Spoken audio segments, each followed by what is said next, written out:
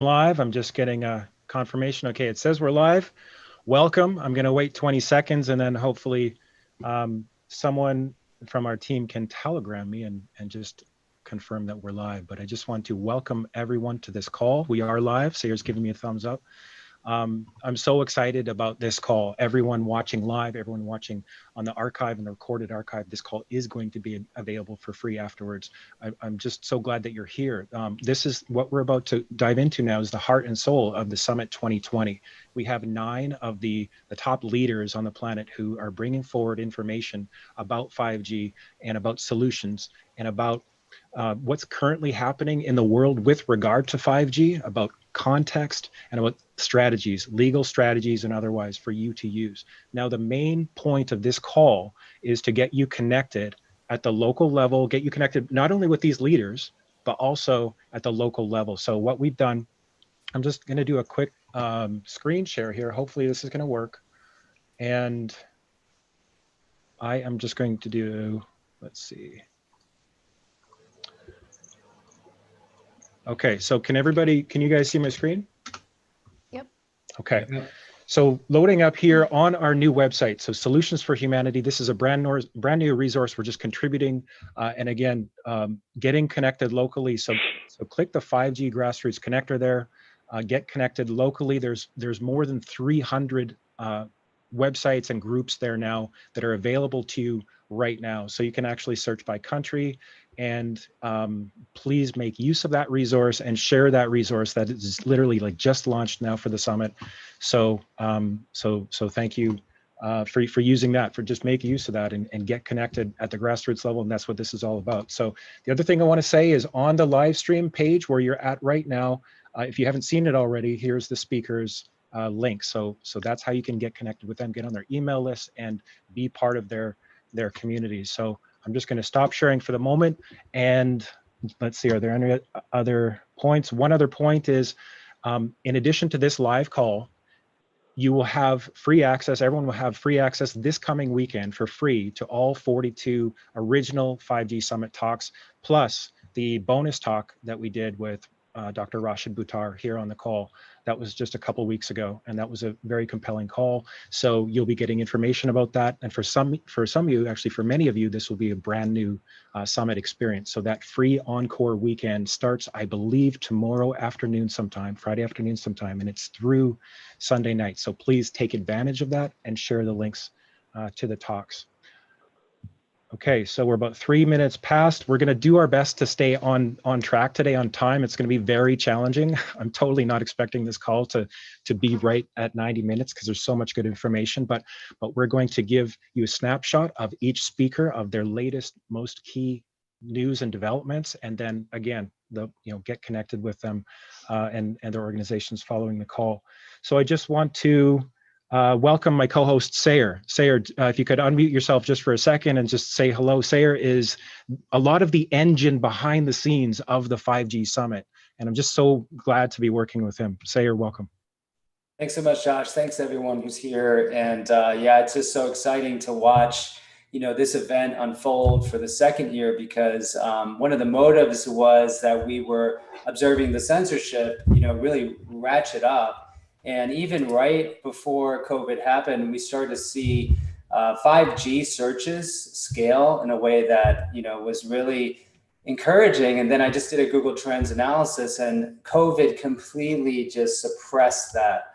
In fact, anyone mentioning, 5G would get suppressed on YouTube and various platforms. So, this is the way that we are able to still stand up for our basic rights, and all these amazing experts that you've gathered, Josh. I can't say enough about their dedication and willingness to speak up, in face of great opposition. And it's been a really remarkable thing to watch. So much positive energy. And again, to you, Josh, the way that you put this together with an actual call to action to give people that ability to make an impact has been really just beautiful. So it's not just a summit, it's taking it to another level, because you're really helping people empower themselves. So thank you. And thank you everyone who's on this right now. Thank you, Sarah. And you mentioned the call to action. I just want to encourage everyone, as you're watching the Encore talks this weekend, right below each talk, there's a big banner that says take action now. Click that, send that notice to your elected reps at the federal, state, and local level. And we got that working for USA, Canada, and Australia. So it's very important. It's one of the key ways we can engage. So let's just go quickly around the panel here. I'm going to do a very quick introduction and just say hello. So Magda Havas, you are going to be speaking on EMF and immunity on the science today. You've done so much research and pioneering in this work in EMF science and EMF research, just giving it a grounded perspective. So thank you so much for being on the call today. Mandy Jacob is the leader of 5gfree.org. She has more than 100 cities. Is that right, Mandy? You're muted right now. If you want, you can unmute yourself, but you have more than 100 cities, I believe, in the United States that are gathering and taking action. So a brand new website launched in time for this summit. So that we're going to be talking about that resource later, 5gfree.org. Mandy, I'm so glad you're here. Thanks Lena, for having me. Thank you.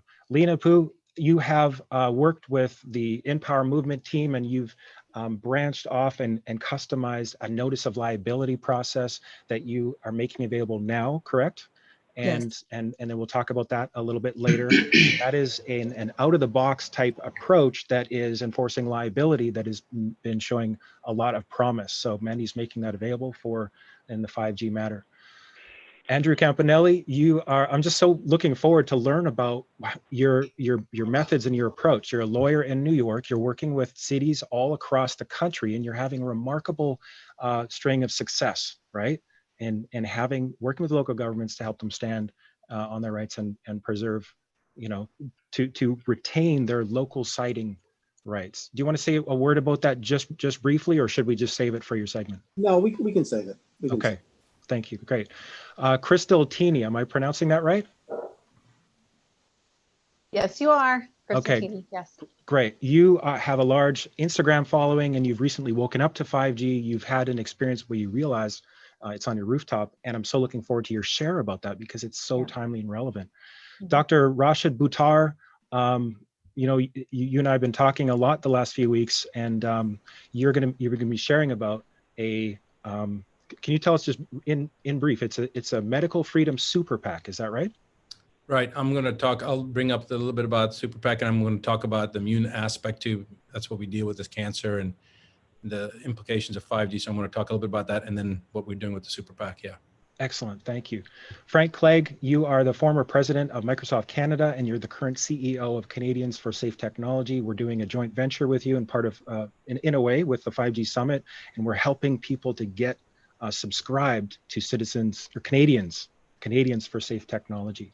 Thank you so much for being here and just for the journey that you and I know your wife have been on in coming to this awareness, and we look forward to hear about your experience and about helping us get started in a moment to help us frame this conversation and what is 5G. Thanks for the invitation, and thanks for your help in getting the message out to Canadians. We really appreciate it. Thank you. And Derek Brose, you are you're in Houston now, correct? You're back in Houston. Is that you're muted right now? But you have amazing filmmaker. Your documentary on YouTube, the 5G Trojan Horse, is the best single documentary that I've seen on 5G on the subject. So you're going to be sharing on freedom cells and on how we can get connected in more than just online, but get connected in person and have true sustainability. So thank you for being here. Thank you for having me, Josh. And Arthur Firstenberg, we can't see you, you're calling in, but I'm so glad you're with us. You're going to be sharing about the 5G satellite situation, some recent developments. I'm such a fan of your book, The Invisible Rainbow. I think your book, The Invisible Rainbow, and Mercola's book actually have compiled, called EMF'd this year, have compiled so much powerful information that's useful for people. So Arthur, thank you so much for joining us. Josh, I just want to say that this is a huge thing for me that Arthur Firstenberg is on here because I love his book, The Invisible Rainbow. So it's a huge happiness for me. It puts a huge smile on my face. So awesome work. Thanks, Arthur. So let's just dive in now. We're short on time. We're going to give you guys so much compelling information, solutions, strategies, and connections here. So Frank Clegg, let's start with you. You have a few slides, I think 5 slides, and you can just cue me to switch the slides, but we'll start that now. Please go ahead. Okay. Thanks again, Josh. And again, thank you for the invitation. Now, let's go to the second slide. I've spent my entire career in the technology industry. Let's go to slide 2, Josh, please. And I have seen the tremendous benefits that technology can provide. I've also seen the harm if technology is not implemented correctly. In my opinion, our current implementation of wireless technology is just not safe. That's why I co-founded Canadians for Safe Technology about 7 years ago. And I joined the Environmental Health Trust as they're on their business advisory board about 2 years ago. Both organizations work with advocating to government, raising awareness. The thing that's unique about Environmental Health Trust is we also actually carry out and fund research. Next slide. So it's very difficult to try to summarize all the, when you ask me to do this, to summarize all the harm and the science-based health effects. I think the fundamental point to make is there's really 3 points. The first point is there has been absolutely no testing done on 5G technology to show that it's safe for humans and our environment. Second point is that all of our concerns with 2G, 3G, and 4G apply to 5G technology. And so when we have hundreds of peer-reviewed published studies that show direct links to different kinds of cancers. We see damage to sperm and other reproductive harms. We're seeing published papers showing learning and memory deficits. And we're seeing proof of damage to our DNA, to our nervous systems, and to the cells in our bodies. And just to make a point on the cancer, there's international experts now using the National Toxicology Program, which was a $30 million study that was funded by the National Institute of Health with thousands of rats, thousands of rodents that show, and their highest category is to show clear evidence of harm. And they came back and had 3 different peer reviews during the process and came back with a category that said it is absolutely clear evidence of harm. So taking that information, taking the epidemiological studies that we now have that are current, we have experts now saying that if the International Agency and the Research on Cancer is going to revisit the whole wireless technology sector and all the radiation from them, when they come out, where people are calling for that to be categorized as a category 1, a human carcinogen, which is in the same category as cigarette smoke and asbestos. So again, 5G keeps all of that baggage with it. In addition, what 5G also brings is something that we've never used before in terms of in cellular networks, which are these millimeter waves. And millimeter waves are the same technology that's used, the same frequencies in the US military and Israeli military for crowd control systems. Now, scientists hired by the industry say, well, their powers are different. That may be true, but I'm not sure it's relevant. There's absolutely no studies, there's no information, there's no proof that we're exposed to these millimeter waves at the frequencies that will be needed to share the data 24 hours a day, 7 days a week. There's nothing to show that technology is safe by any stretch of the imagination. The third and final area of concern with 5G is how close it will be to our homes and our schools and where we work. Because of the limitation of the technology, yes, the industry will feature that it is absolutely can carry a lot more information. So think of it as the pipe is significantly larger, so the information, the data can come through. The challenge is because of that, the trade-off is you have to be a lot closer. So we may be used to cell towers that are, a kilometer or a mile away from us. We are seeing instances now, and I believe one of our speakers is going to talk about where these small cell antennas, which are 4G now, but will be upgraded to 5G, are within 20 meters of people's homes and their bedrooms and where they're living, and you'll be exposed to that 24 hours a day. So just to kind of wrap it up, I'm going to keep my comments short, Josh, so we can get to the questions, because you can't do justice to all of this. But anyways, don't take my word for it. There's scientists around the world that have talked about, that have written formal appeals. So these are individuals who have written or published over 2,000 studies about non-ionizing radiation and its effect on peer-reviewed literature. So these are people who put their reputations on the line and signed a formal appeal to the United Nations and the member states. Now, final slide, what I get asked is say, okay, given all the environment, given my experience in the industry, given all the work that we're doing, what's realistic? What can we do? I'll make two just very high level points. Industry will continue to rely on government safety guidelines, and you are not seeing industry say the technology is safe. What the industry says is we meet federal guidelines, full stop. So until there's a significant behavior, what I'm saying to people is, and nobody likes to hear this, if you don't want a 5G antenna near your house or your work or your school, stop downloading videos in the online, in a wireless environment. If you want to use a video, go to a wired connection, download it, and then view it offline. Second thing is with COVID, and you mentioned before, all the distractions of not distractions, but the priority that people are putting on COVID, it's taking away from anything else being a priority, with not only in the media, but in terms of our elected officials.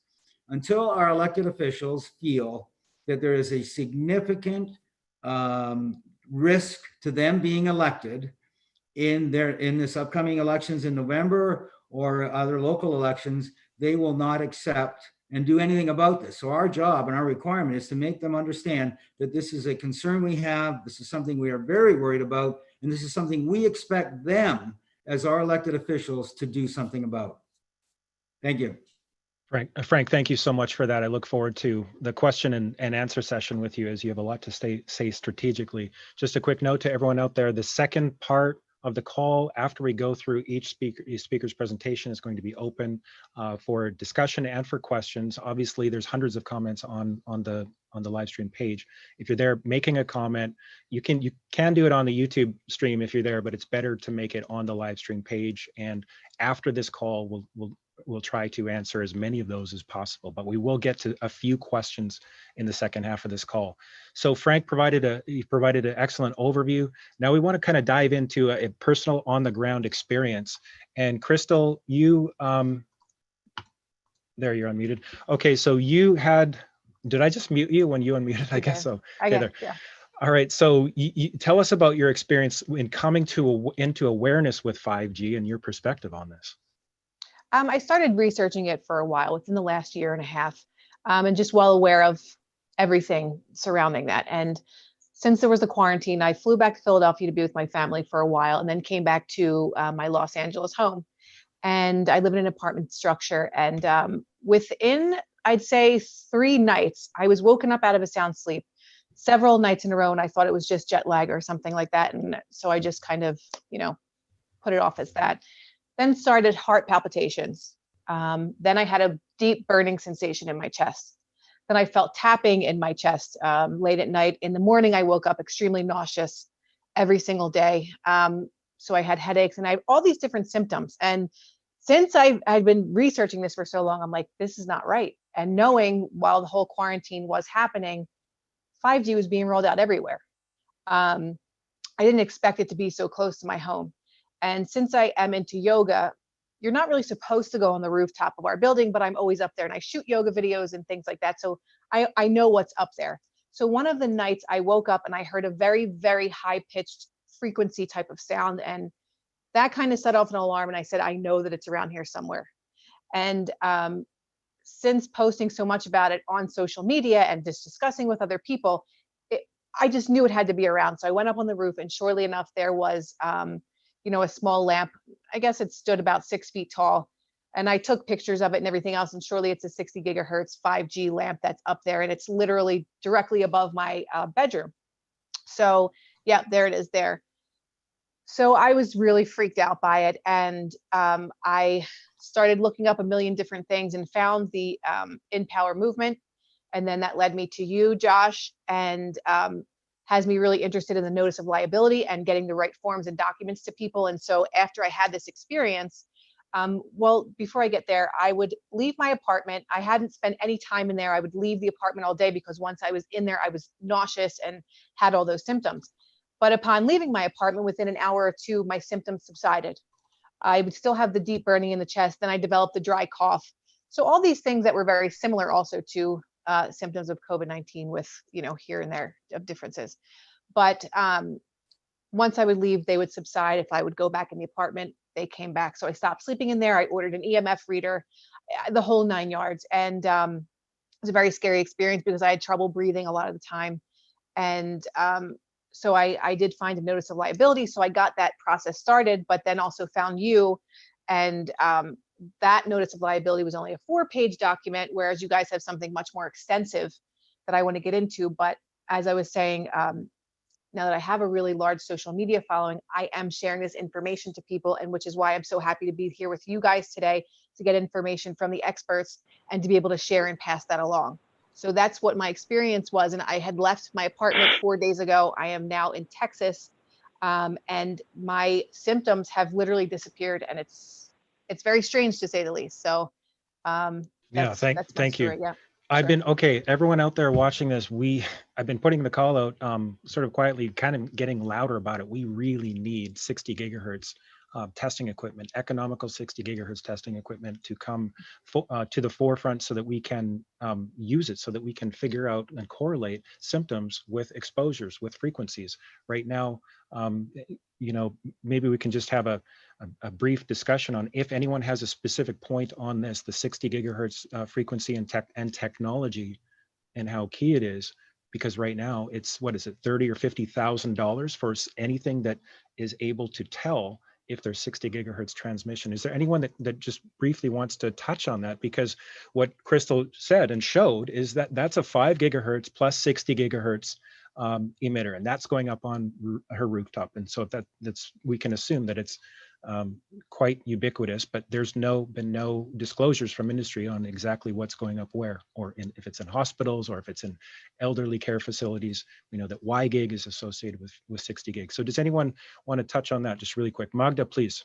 Well, the 60 gigahertz is going to be a free frequency, so it's going to be ultimately everywhere. And one of the things that we've recognized is that 60 hertz actually is absorbed by oxygen. And there have been some claims made that this could actually interfere with the ability of your blood to reversibly bind with oxygen. And that particular point, I've tried to have it verified and I haven't been able to. But the fact that 60 gigahertz is absorbed by oxygen is very important, because that will change properties of the oxygen by changing the rotation or the vibration. And that could ultimately have consequences to respiration. Thank you, Magda. So you're next up on our list. So good timing for that. Please share with us the research. Now you've done a dive into research specifically on EMF and immune system effects. So that's obviously is very, very key right now. We need to separate fact from fiction. Please tell us what the science says. Well, there's a lot of evidence that electrosmog actually produces stress in the body. It interferes with the immune system, and it prevents your body from healing, which ultimately leads to chronic illness that's so prevalent in our society right now. And just a few examples of how that happens. We have evidence that it interferes with sleep. We know that a lot of healing takes place while you're sleeping. And so if you're not going to get a restful night's sleep, your body's not going to recover, and ultimately it'll continue to deteriorate. We have evidence that this radiation affects the blood.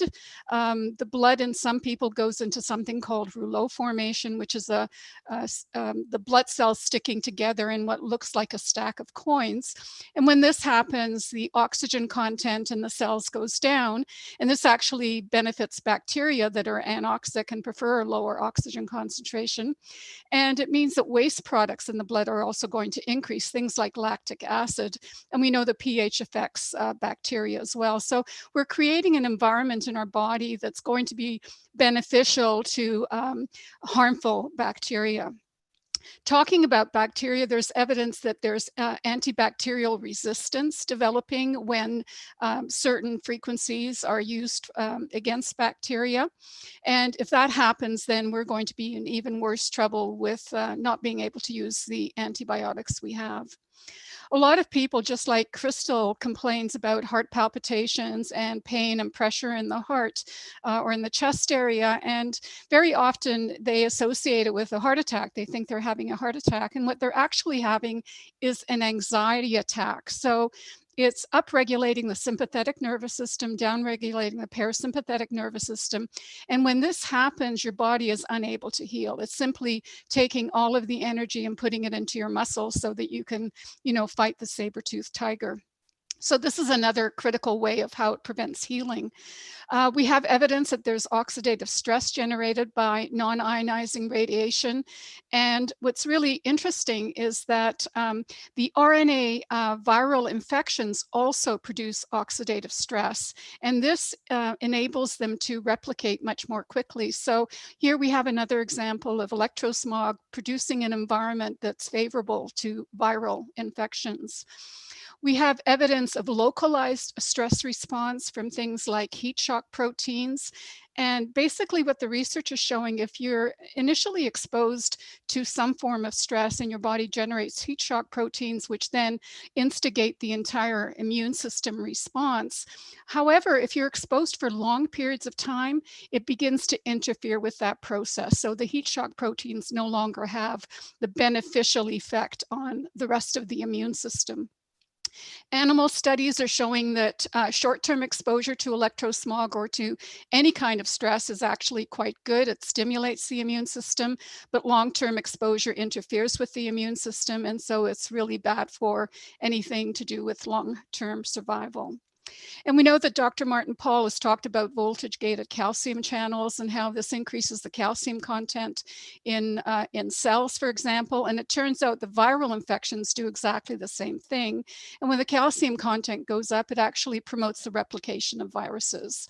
And finally, we have evidence from Dr. Ole Johansson quite a few years ago showing something called screen dermatitis, where people who are exposed to electromagnetic energy develop a rash or itching, redness of the skin. And this is due to an increase in mast cells that are producing histamines. And while it's very uncomfortable if it happens on the skin, if it's going to stimulate, if the radio frequency stimulates mast cells in the stomach, it's going to cause nausea, digestive problems. If it affects the heart, it's going to affect blood pressure and heart rate, can lead to fainting, for example. And it affects the lungs, then it's going to interfere with our ability to breathe and causes wheezing, just like we have in asthmatics. So basically, the bottom line is that electrosmog causes stress, prevents our body to heal, and impairs the immune system, making us much more vulnerable to any kind of biological invasion. Magda, thank you so much for that. Really quickly, what is your scientific-based perspective or opinion on the role of 5G and related EMF frequencies and the current virus situation on the planet for the last number of months? Like this, we're not making a specific claim or stating a specific truth 100%. We are openly and responsibly investigating and discussing this. YouTube censors. So Magda, tell us your science-based opinion on that. Okay, well, I have two opinions about that. One is that just knowing that all forms of electromagnetic energy that are non-ionizing will ultimately weaken the body and make it much more susceptible to infection. So that's a blanket statement that I think fits properly in the discussion. We actually did a very small study looking at the rollout of 5G millimeter waves in the United States and compared it to the number of COVID-19 cases and the number of COVID-19 deaths that were attributed to COVID-19. And we found when we compared the states with and without 5G millimeter waves that there was almost a doubling of the cases per population. So we've standardized it for population. And there was an even higher increase in the number of deaths. So having millimeter waves in your community associated with 5G was responsible or correlated with having more cases per population and having more deaths per population. Okay, now I want to jump in now. You said correlated. Now, could it be that it's circumstantial or coincidence that I guess the 5G tends to go in the larger cities, right? And the smaller cities haven't got it yet, in the towns, so forth. And also the larger cities, people are closer together, and there's more transmissibility there in the predominant but questionable virus model. Could it be that it's just kind of coincidence that 5G is going in where there, as you say, more COVID attributed deaths? It could be that it's associated with density, although we standardize for density. It could be associated with pollution. So the more people there are, usually the more pollution there is. And if you're dealing with a respiratory problem, air pollution is really critical. But other people have done the same thing, looking at country to country comparisons and community to community comparisons. And it seems to stand up. And I can't believe that in all of those cases, we're having higher pollution levels. And then that's what's attributing to the increase in correlation. Good. Magda, thank you so much. Looking forward to the question panel with you too. You bring so much to this conversation. I appreciate you presenting today. All right, so Arthur Firstenberg, welcome and thank you for being on here. Author of The Invisible Rainbow, as we mentioned. Arthur, please tell us, in your perspective, your very, very well-researched perspective, what is the latest with the 5G satellite situation and anything else that is most critical at this time that we know? Well, yeah, there's a lot that I could convey. I'll just try and summarize a bunch of it.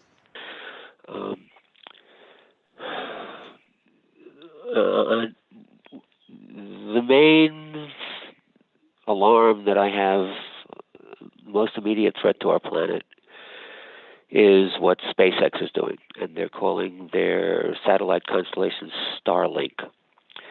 And in my opinion, if we do not stop the satellites, we won't have to worry about 5G on the ground because we will not be alive. And I would say we have about 3 months to stop this. And very few people are paying attention. SpaceX has 420 satellites in the sky right now. Actually, I think they may have just increased it to 480. Anyway, yes, they did just increase it to 480, and but on April 22nd, they brought their number up to 420. They're launching 60 satellites at a time. Mm-hmm. And shortly after April 22nd, I began to receive emails and phone calls from around the world from people who were suddenly having heart palpitations. Many of them began exactly April 22nd, April 23rd. Mm. And so I put out in my latest newsletter a request to hear from people. This was the next to last newsletter, request to hear from people who have had heart palpitations since April 22nd. And I was flooded with emails from far and wide, actually mostly from the United States and Canada and Europe. Didn't get them from South America. Got one from Russia, got one from Australia, but mostly Canada, United States, and Europe, all over Europe, practically every country. People who suddenly thought they were having heart attacks, people who went to the doctor and were told they had a stroke. I mean, this is serious. Now, put this in context. The only satellites in the ionosphere, all these satellites are in the ionosphere. The only satellites in the ionosphere to date that are operating and providing cell phone service worldwide are Iridium with 66 satellites and Globalstar with 48 satellites. And I've been monitoring the effects of these on electrically sensitive people all over the world since that started. September 23rd, 1998, when Iridium first went into limited service, people all over the planet thought they were going to die, including me. The same thing happened after they went bankrupt and were brought back and were rescued by the U.S. military. When they went back on, same thing. When Globalstar came on with its 48 satellites, same thing. When Orbcomm came on with its, I think, 28 satellites, there was reports of widespread illness. We're talking about now 420, in 3 months, 840 satellites where they want to begin serious testing with thousands of new customers all over the world, and 60 satellites being launched at a time every 2 weeks for the foreseeable future until they have 4,408 satellites up there, and they've just applied for an additional 30,000 satellites. So the entire fleet is supposed to be 34,408 satellites, and this will be capable of serving, by my calculations, up to 150 million customers on the internet at the same time. Billions of frequencies modulated at millimeter wave frequencies from space, modulated at ELF and VLF frequencies. This will, long story short, they are in the ionosphere. The ionosphere controls the global electrical circuit. The global electrical circuit provides the energy for life in the biosphere. The global electrical circuit enters the tops of our heads from the sky, communicates with the earth through the soles of our feet. This is called prana in Ayurvedic medicine. It is called chi in Oriental medicine. This is what, it's not just air and water and food that keeps us alive. It's the global circuit, which is now going to be polluted with dirty electricity. You're not going to be able to be living just in a house with dirty electricity. Now it's going to be in your body directly from the sky, from all these satellites. And this is more than very worrisome. If people all over the planet do not collaborate together in large numbers to try and stop this, what we're doing to stop 5G on the ground doesn't matter. One of the things I'm putting out is this is the CEO of this effort is Elon Musk. His brother, Kimball Musk, lives in Boulder, Colorado. Elon lives in a gated community in California. Kimball lives in an ordinary house. It's a big house, a fancy house, but you can go and knock on his door if you know him or live there. And the rest of his family are all environmentalists, including Kimball and their half-sister, who also lives in Denver. So I'm reaching out and putting out the word. If anybody knows how to get in touch with these people, call them up. Tell them if you're familiar enough with the issues, talk to them. If you're not, connect them with me if you can. I could go into a heck of a lot more, but we're limited in time, and it's a global emergency. It's an ionospheric emergency. They're digitalizing the biosphere. We are going to shortly be living inside of a high-speed computer. And so strategically, obviously that's a big download there for a lot of people. Strategically, Arthur, you mentioned reaching Elon Musk. And basically just appealing it and the people on his board of directors and his investors, and I have a whole list of people that we could reach out to, potentially ways to get his uncle is a prestigious doctor in Canada. There are a lot of people that could get to him if anybody knows any of these folks. Right, and it's an extremely, extraordinarily frustrating situation, isn't it? Because as we know now, corporations, the telecom industry has taken over the FCC a long time ago, and the corporate interests are running things and using governance. I'm not concerned with who's running what. I'm concerned with us all getting together on this planet and uniting to save our lives and to save the animals and plants and whales in the ocean and everybody. Exactly. It's no longer us and them. There's not an enemy out there trying to do this. There's nobody to give notices of liability to. We're all in this sinking boat together. Right. Thank you for that perspective.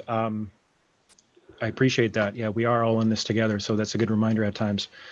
Okay. So Arthur, any other key points for this? As you've been talking, I've been scrolling down here, and just to kind of highlight what I'm showing here for the next minute or so, kind of as we continue talking with you, Arthur, is your update from about a week and a half ago. And there's one other thing I want to add.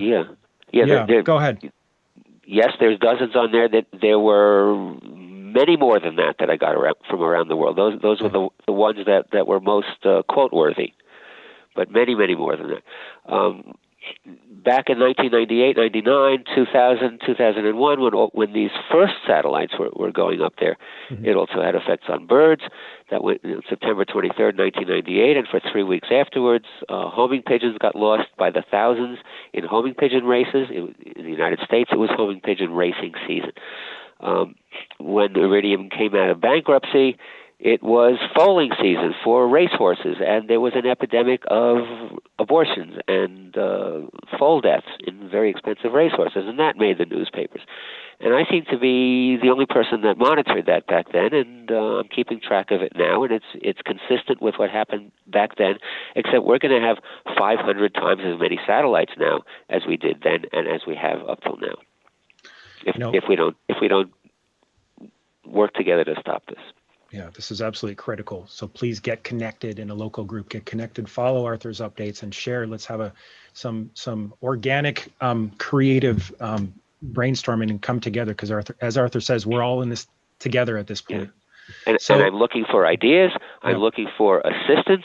I've been working against electrosmog since 1995, for 25 years. I've been studying the issue for 40 years, ever since I was injured while I was in medical school in 1980. And it's been very frustrating. I took over from a previous generation that included Ross Adey and Neil Cherry and Robert Becker, and Alan Frey is one of the people who's still alive and with us. But Paul Brodeur, who wrote about it for the New Yorker, and they all got discouraged and handed it over to the new generation, and now I'm the old generation, and it's just it's reached a point that we cannot put up with anymore. Yeah, Arthur, thank you so much for joining us today, for your critical work for the planet, serving humanity. And so everyone, please go follow Arthur's work there. There's links you've seen on the screen and below. And Josh, check out his book, Invisible Rainbow. Please, Dr. Buttar, go ahead. I was just going to ask you, can I ask Dr. Firstenberg a quick question, and also check your email? Josh, well, can we, let's do this in the second half, please, Dr. Buttar, because that's going to be the discussion panel. We want to get through It's a quick question. It's going to be yes or no. I just want to know, go ahead. In your opinion, Dr. Firstenberg, is Elon Musk aware or not aware? Oh, could you ask that again? I didn't hear. The issue with SpaceX and all the stuff that's going on, are you saying that if we reach him, that you don't think that he's actually aware of the consequences? Absolutely not. Okay. He doesn't know. He doesn't know he's gonna cause mass extinction on the planet. He's on the planet. If he thought that, if his brother thought that, his brother is putting in learning gardens for children all over the country in schools. They're concerned. His brother's wife, Christiana, goes to sustainability conferences every year. There's one I think just happened now in California. His half-sister studied environmental science in the University of Colorado in Boulder. I mean, these are people that care about the planet. I don't know about Elon Musk himself, but he is surrounded by people who care about the planet. Okay, let's talk more about that in the second half. Thank you, Arthur, for that segment. Now, obviously, that opens up the strategy option for a mass informational campaign to Elon and his associates, obviously, and there's other strategies that we could see that we're going to get into on this call, and other people in the movement have. So let's go to Andrew J. Campanelli. Andrew, thank you so much for being on this call, and your work for how many years? You've been fighting and stopping cell phone towers from going in. Your website's anti-cell phone tower lawyer. Tell us about your website, and please share about your work. Thank you. I have an older website called anti-celltowerlawyers.com, but Campanelli PC is my main website. Okay. Yeah, look, my work is on the ground. I've been a litigation attorney for 27 years. I've been handling cell tower litigation for 20 years. I am literally on the front line of the 5G rollout from the perspective of homeowners and civic associations and local governments. I've handled these cases across the entire United States. Every day my phone rings and someone is upset because as Mr. Clegg had mentioned, with the 5G rollout, they're looking to put facilities in much closer proximity to people's homes. Typically, it's involving, every day I'll get a call for somebody seeking to install a small cell or a DOS node as close as 20 feet to someone's child's bedroom window. And this is going on all across the country. In fact, as we speak, the major players in the wireless industry are looking to install hundreds of thousands of these things. So I handle these cases every single day. Every single day I kill an application, someone will call me and say, I need to stop a cell tower from being installed next to my house, or a small cell or a DOS system. And basically I come in and I do what I need to do and defeat the applications and prevent the single installations.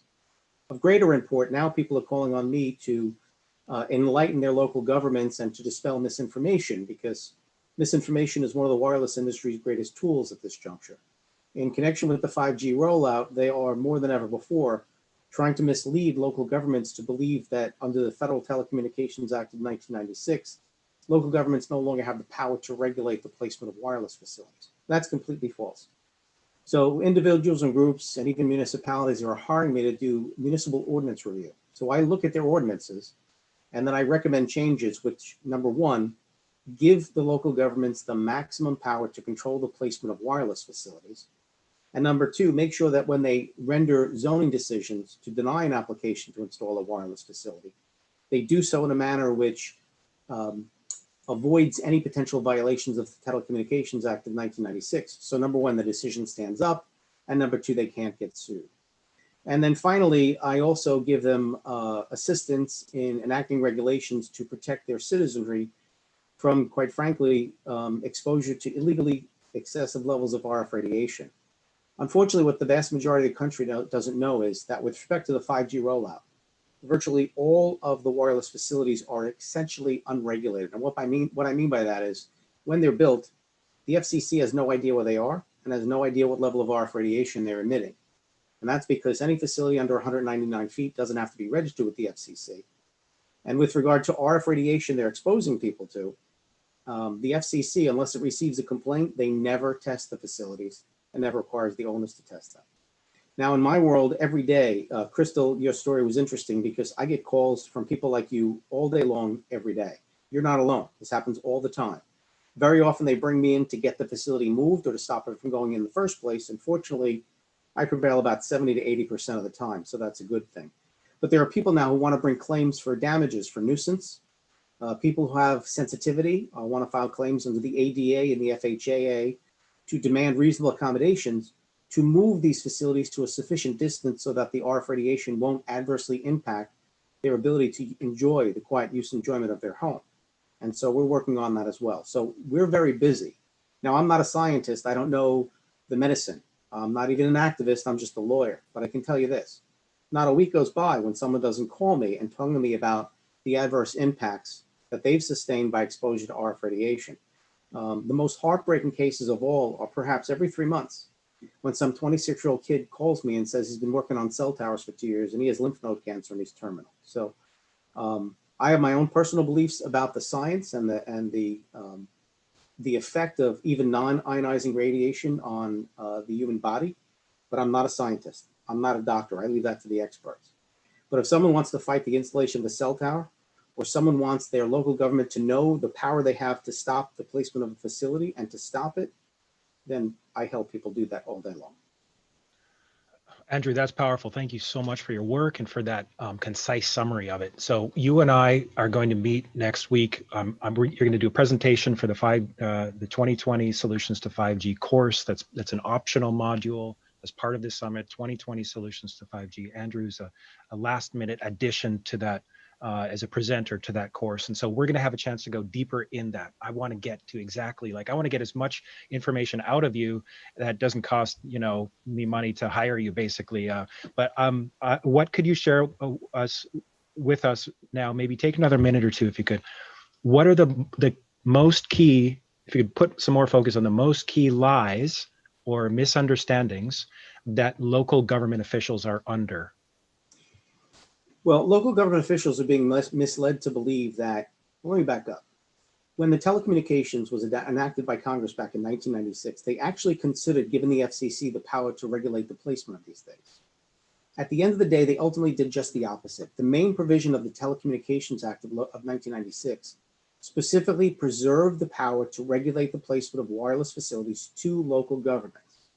Now, the wireless industry doesn't like that, and they've been trying to change it for 24 years, but they couldn't get Congress to do it. So instead, they've been getting these interpretive orders from the FCC which the site developers, not wireless carriers, but site developers, are now going to local governments with and saying, see, you can't stop us anymore.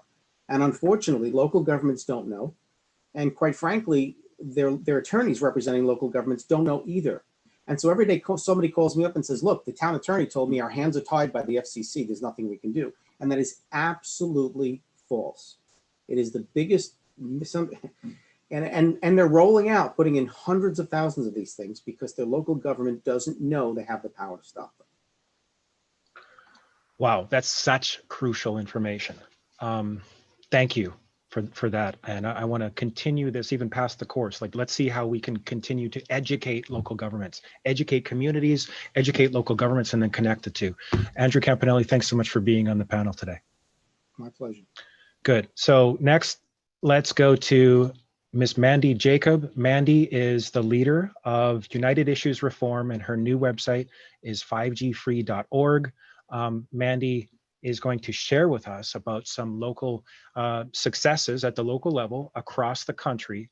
And I'm sure that's going to be accelerated even more by, this information that's coming out that Andrew and others are coming out in bringing out in real time here. So Mandy, let us know about your organization, your brand new website, and about the successes people are having and the cities across the country that you're working with. Okay, thanks, Josh. But before I start, I really have to say I'm even honored to be on this panel. Every one of you is a hero. And thank you for uniting us, because this is what it's about.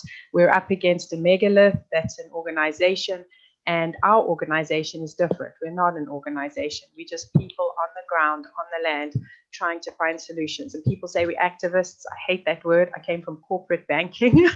My father would turn in his grave to hear that. So I call us solutionists. And I'm so excited to back up after Andrew, because Andrew, we fit together like a hand and glove. He won't tell you, but yeah, his success rate is 80% plus. So what do? We're here to offer you solutions. We're here to offer you help, love. Often when the people come, the people who I say are awake, I say, welcome to the tribe, because that's exactly what it is. We've got the solutions. I've just finished a booklet now of over 18 different strategies that you can wind together in an exponential format. Some of the cities I'll tell you about, some I can't mention their names because they are in the middle of the process. Absolutely, Andrew's first comment was the wireless ordinance. Within that, we can talk about an hour of the different ordinances that you can go into in terms of setbacks and health of the residents. And don't listen to your city council when they say they can't speak about the health of the residents. If you talk about tracking where the money flows, our three richest cities in the US, which is Ojai, Malibu, Beverly Hills, they all protect the health of their residents, and it's written in the ordinance. The other thing that we love to talk about is third-party reinsurance. Not one single telecom has third-party reinsurance, because the reinsurers around the world, the biggest one being Swiss Re, will tell you that they will not reinsure because they know this is the health effects. It's the next asbestos and smoking bubble. So those are a few ways. We've got cities like Westlake Village, where they didn't even put in a requirement in their ordinance for third-party reinsurance. They just wanted reinsurance of 2 million per pole. And the city literally took them 2 lines to write. The city councilman said he didn't have time, give me 2 lines. That's what we wrote. And they have 1 tower in the entire city. And people often say, well, I'm only one person. My favorite story is down in San Clemente. We had a young mom of 3 kids under the age of 5. She single-handedly saved the entire city by just reaching out to a city planner and councillor, and did a 500-foot setback from schools and residential areas. It's a 17 square mile radius. So she's a hero right there. And so we concentrate on the cities. Go to our website there. The ones we've published are up. You can go anything. The big one is ADA. I still claim if there's people who are trying to get any relief, my city in particular, we've got 13 ADA requests. That's why we're safe, because our city knows as soon as one of those towers go up, they're going to be bankrupt, because that is backed by the US Access Board, which in turn you can go all the way to the DOJ through the HUD. So they're really, I could go on and on, but I also want to talk about schools, because at the beginning of this year, we were confident enough with our city councils, because we have litigators like Andrew and a handful of others that will fight for you. But then we decided to go to the schools because we thought, how can you put these children in this environment? We had no idea that COVID would happen. And as soon as COVID happened, there was talk about the 5G rollout on top of school buildings. So we kept putting out to our solutionists, give us a signature. We got a signature in Illinois where the principal signed that there was going to be a 5G rollout on the school. So what did we do? We've created an entire package. So parents, every single parent that's out there, you need to get our package. It starts off with a FOIA, a cease and desist, a notice of demand, and finally a non-consent form. The notice of demand is the most important because it's actually in most of the state constitutions, when you're removing your child from a parental rights into a public school system, they are held to a higher accountable level. And most of those employees can go to jail for 6 years. So that's in our contract. Our non-consent, we actually demand their indemnity insurance. We list all the effects from ADHD, ADD, heart palpitations, whatever, and we will claim that if the child has any of those. So those are a few things, and that's been launched in 3 states. We've moved towers away from schools. It's often as easy as looking at the ordinance and seeing the setback from the school. So there's a lot we can do. I'm just here to offer you hope. We handhold, we coach, and at the end we cheerlead.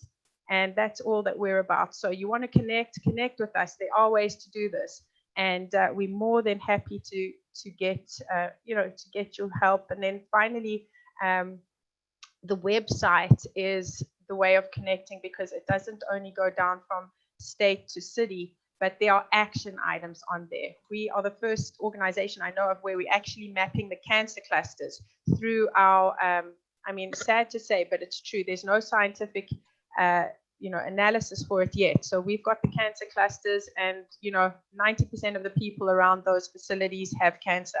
We've got a petition up about RF diapers, believe it or not. So there's so much you can do. You can sit behind your computer and send off moratorium, cease and desist. This is a secure, uncensored website. I put up a thing on my Facebook group about in communist China, how the people are burning down the 5G towers, and I was frozen off for 3 days. It felt like 3 years. And this is why we've got the website. So just excited to connect with everyone. There is hope and there are solutions. Mandy, that's great. Thank you so much for your work. Just really quickly, I'm a strong supporter of your organization. And what do you most need on an organizational level, just really quickly right now, because you're doing so much work, yourself, and we want to bring in key people who are inspired, who maybe you're watching this right now and you're like, I want to contribute. I have these skills. I have administration. I can outreach.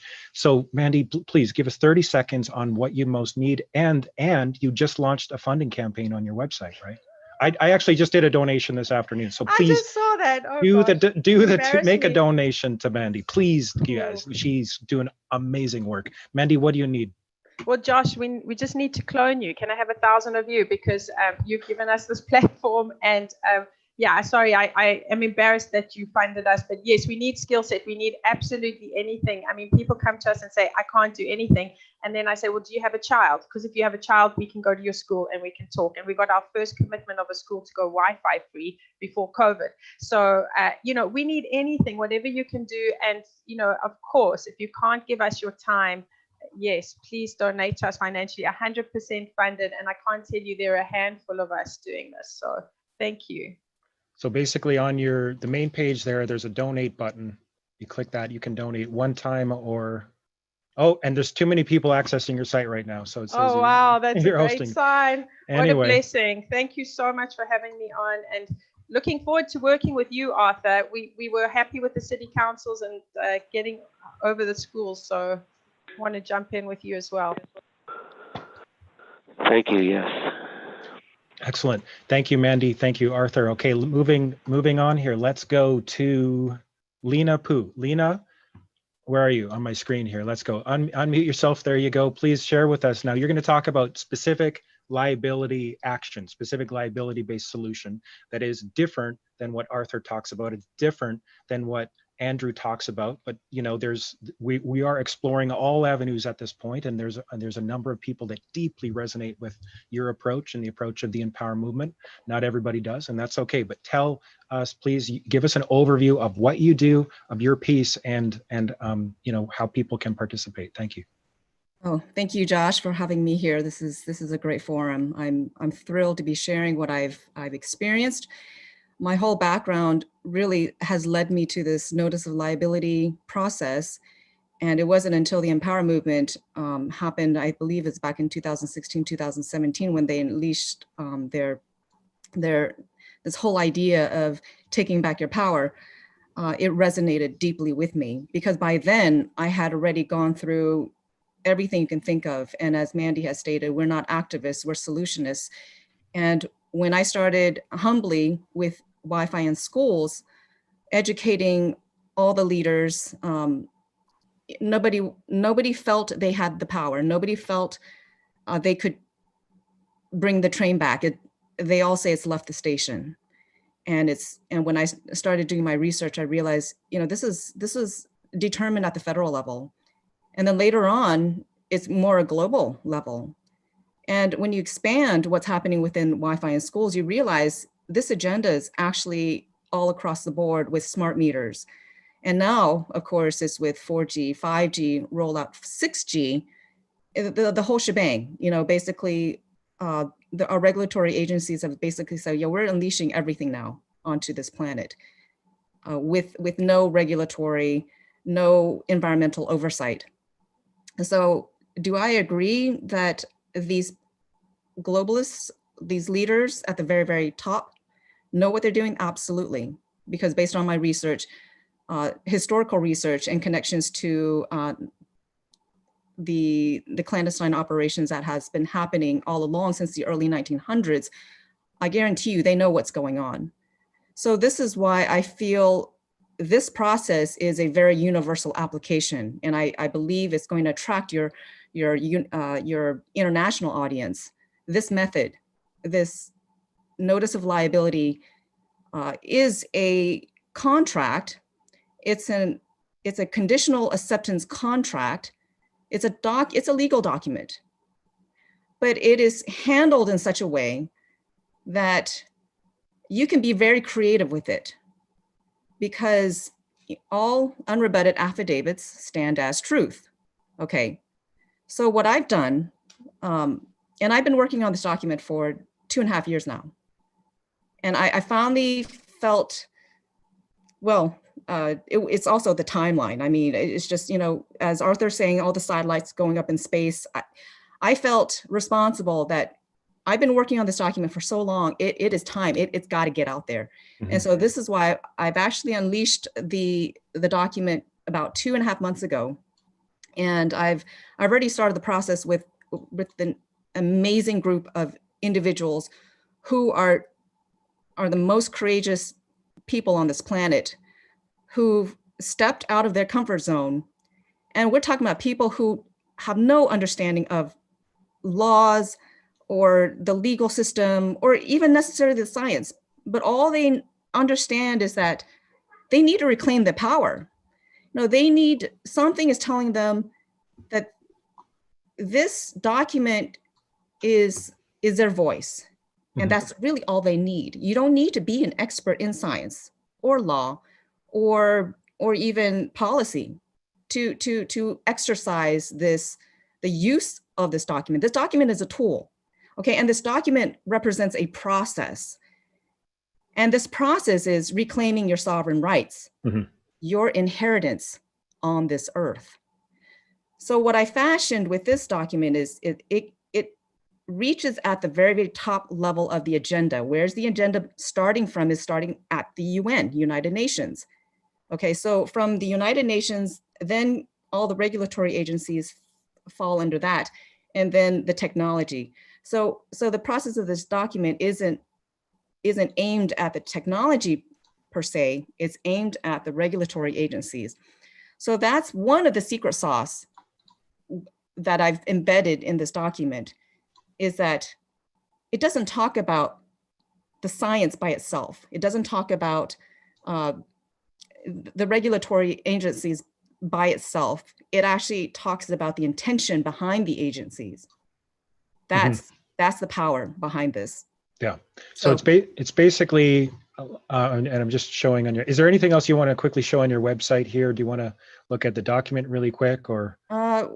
So I'm putting out the declassified military research. I've actually done the 60 gigahertz research of the science.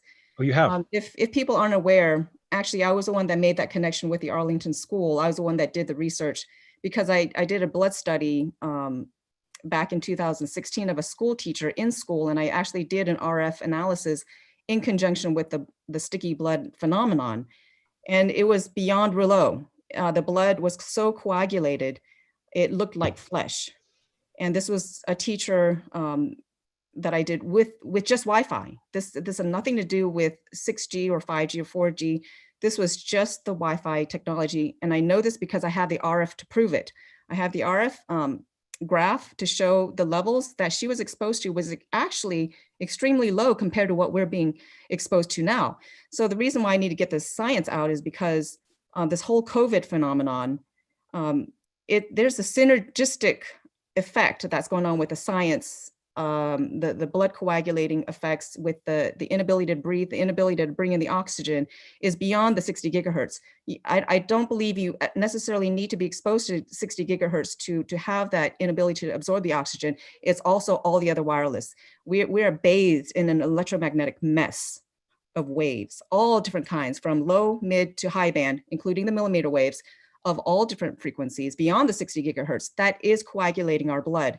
And this is the study I'm halfway through. I'm hoping to release it by this month, if not July, because again, time is of the essence. And again, I'm working, like nonstop.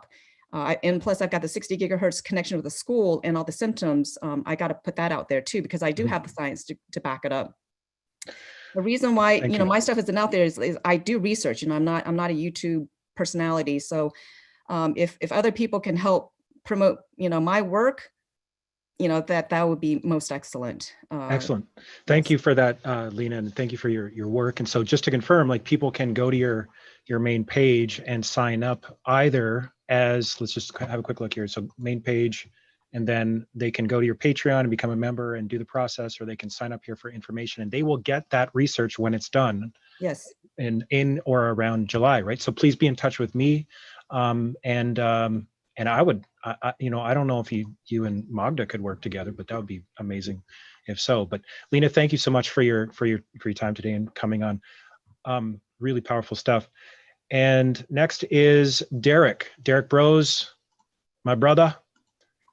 Thank you so much for being on. You're going to talk about freedom cells. Now, this process isn't just like, it's so multi-dimensional what's happening right now. I mean, you and I have been in touch a lot, even in the past few days, about like trying to figure out how the different pieces and the different levels of what's happening on the planet fit together. How does 5G fit in and so forth? But tell us about freedom cells, tell us about true sustainability, and tell us about that area of your passion for helping people connect and getting real and, navigating whatever happens in our reality going forward. Yeah, thanks, Josh. And thanks to everybody else for all the wealth of information you're sharing. So I'll explain freedom cells first, and then we'll get into how it relates to 5G. But so freedom cells, there's a website, freedomcells.org, CELLS, like the cells in our body. And the short version of it is basically just the way that each of the cells in our body operate independently as, their own kind of system. They're also part of the larger system, the larger whole of our body collectively working together. And so what we call for is for people to create freedom cells, or some people call them hubs or hives or circles.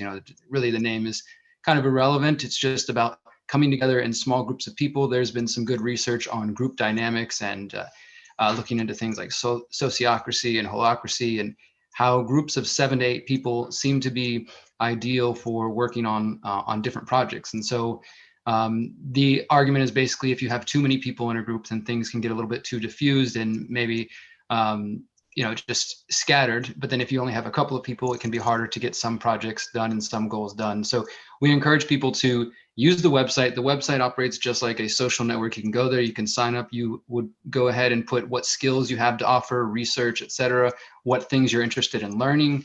And then the main aspect of it is we have a map on the website where when people sign up, you can add yourself to the map, and then you can search and look in your area 5, 10, 15, 20 miles and see where people are located near you. You can create circles or cells, and same thing. And the goal is to connect digitally, but then of course for real world action, for people to start meeting with their neighbors, their friends, and their communities, and to start building these decentralized groups of 7 to 8 people that could be used in any number of ways. I mean, that's basically what it is. But of course, after that, being a decentralized concept, it's up to people to decide how they use it. So as an example, we have some people who maybe are parents, and so they come together with 6 or 7 other parents, and they start a freedom cell that's based about peaceful parenting techniques and homeschooling and unschooling and kind of sharing that knowledge. Maybe there's a group that's more focused on permaculture and learning that. So they all decide, well, let's learn about permaculture, let's educate each other, and let's share that knowledge. The goal being that rather than there being one centralized figure, that the knowledge and the skills are all diffused and within that group. And it's also something I've promoted more in practical ways for just being prepared for emergencies. For example, I've done a number of videos on freedom cells applied to dealing with weather emergencies, dealing with pandemics, dealing with, say, violent people in your community. And then, of course, when it comes to activism or, what I call holistic activism. And so when it comes to 5G, for example, we've basically got a freedom cell on the line right here. Of course, we're spread out in different parts of the world and different parts of the country. The goal is always to get as local as possible. So maybe you start with your 4 or 5, 6 friends that you have that are paying attention to this summit or that are paying attention to 5G in general. You guys come together to share knowledge about what information you want to focus on educating, or maybe you all decide, hey, we need to really learn about this notice of liability. Let's educate each other on that. Let's all file our own notices. And so it's sort of a way to create these teams that can come together and do more than we can as individuals. And of course, the larger goal is that as we create these decentralized groups, these individual cells, maybe we have one over here on the north side of Houston where I'm based, but then there's another group down south, 45 minutes away. They start a local group. And then it comes to bigger actions where we're like, this is the week we need to go to city council to speak to our local officials about 5G. So we all come together and focus on that larger task together. So that's kind of what the concept has been promoted as. I've been promoting it since 2016. And really, it's been awesome because since everything has happened the last few months that has been going on, the website has been exploding. We have now, I think, 3,000 people that have signed up from all over the world. When you go look at the map, we've got people in Africa, Australia, Germany, all over the Europe and UK and the Americas as well. And so it's really a growing concept. And I mean, my role, I guess, has just been to promote it as much as possible and to tell people it's decentralized. Make of it what you will. So if your group is going to focus on 5G, then that's great. If your group is going to focus more on sustainability and learning how to garden and grow your own food, that's also valuable as well. I think a freedom cell could be taking all of these different tasks, maybe different things at different times. So I've been really trying to promote it lately because people are obviously concerned. Arthur was explaining just the kind of the severity of the situation and the timeliness that we're dealing with right now, that there's a lot of situations related to 5G, not to mention the other things going on, that some of us are feeling that time crunch. So I believe more people are open to and actively looking for solutions, and they seem to see freedom cells as one of those potential solutions. So I'm just hoping that anybody who feels a little bit hopeless, or maybe feels like, as I have the last couple of years, that going to the elected representatives, because some of you may know I ran for mayor of Houston on a platform to put a moratorium on 5G. I brought 5G to all the local news stations and made it a topic in the mayoral race. But even then, I got to see directly just how deep the corruption goes and how much the local government is tied to the wireless industry. And so some people come away feeling maybe like that's not the route they want to take. I'm just trying to offer another route. But at the same time, freedom cells could equally be used in a political way. It could be used as let's get our group together and we all write letters to our officials, or we all go to city council or whatever. So it's a concept that really depends on the people who get involved, what their interests are, what their environment is, and what their goals are. Excellent, Derek. Thank you for that really good overview. And freedomcells.org, right? Was the site that we saw, freedomcells.org. Yep. And so you have another website, The Conscious Resistance, as well. Yeah, theconsciousresistance.com. If anybody wants to see my documentary, The 5G Trojan Horse, it's available for free there. So Freedom Cells, everyone go to that website, get engaged. If you resonate with anything that Derek said, which I would assume that most of you did, because it's just another way to find tribe. That theme, I don't know about everyone on this call, but I'm astounded at how people are finding each other now. And there's kind of like, you know, a morphic field effect happening, I think, that is guided, my personal philosophy now, from a higher intelligence, from our soul, from our spirit, from the higher jurisdictions of our being. So engage that, you know, especially in this time where I know if many of you out there are feeling like you don't have community, or your community's online or virtual, or we've been locked in our houses, you know, for the most part for 3 months. So freedomcells.org, again, solutionsforhumanity.net, and get connected with the 5G Action Group. So next up is Dr. Rashid Buttar. And Dr. Buttar, thank you so much for being on this call. Once again, you're going to talk about medical freedom, freedom of choice, what you're doing, how you're working behind the scenes. Share with us what you can, and share with us what's been announced.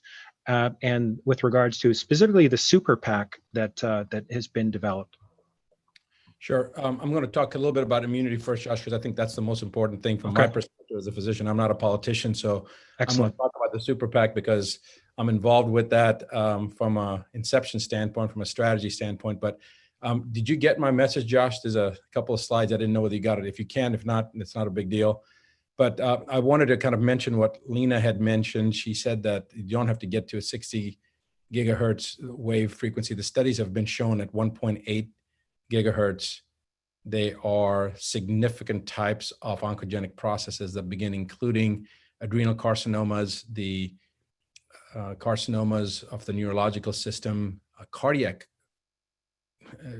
cancers, which are extremely rare. I mean, I've been taking care of cancer patients from 93 different countries for the last 29 years, and I can tell you that I've only seen one case of a cardiac cancer. It's just not something that you typically see. But at 1.8 gigahertz, the oncogenic process has just run rampant. And in the mouse and rat model, they saw rampant cardiac carcinomas forming. So that's the first thing. The part that Magda talked about with the voltage-gated calcium channels, that's a very, very big thing. The disruption of the transportation across the cell membrane is a massive issue. And especially when you start talking about the COVID aspect, COVID-19 is an enveloped virus. And basically it allows for permeability of any enveloped virus, but it's not just enveloped viruses. So the voltage-gated calcium channels also, as you mentioned, Magda, you talked about the efflux of calcium. The intracellular efflux of calcium is consistent with suppression of apoptosis and uncontrolled cellular proliferation, which is the oncogenic process, which is cancer. So many of the things that people are talking about with the symptomologies, with the things that Crystal mentioned, which are obviously very disturbing, that's the superficial aspect. Obviously, if a person's not sleeping well, if a person's getting headaches, if a person is having a sense of well-being that's dropped off, you know, these are all issues that are problematic, no doubt about it. But it's the sequela that we're talking about that's going to end up creating massive, massive issues from the oncogenic process. Already, if you look at the data from the National Cancer Institute and the American Cancer Society, and this is data from 2000 and 2001, 1 out of every 2 Americans and 1 out of every, 1 out of 2 North Americans and 1 out of every 3, that's 1 out of 2 every North American men and 1 out of every 3 North American women at some point in their life will have to hear the words, "I'm sorry, but you have cancer." And that's 19 to 20 years data. That's how old this data is. Now we talk about the modern components that have been added onto this. And then of course, with the electromagnetic radio frequency fields, you know, it's just beyond comprehension what it could do with the problem with cancer. So it would essentially take it to the level of every person having multiple cancers throughout their lifetime and experiencing it.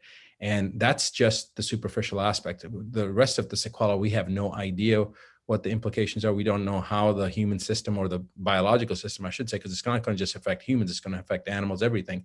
We have no idea what the impact on life will be.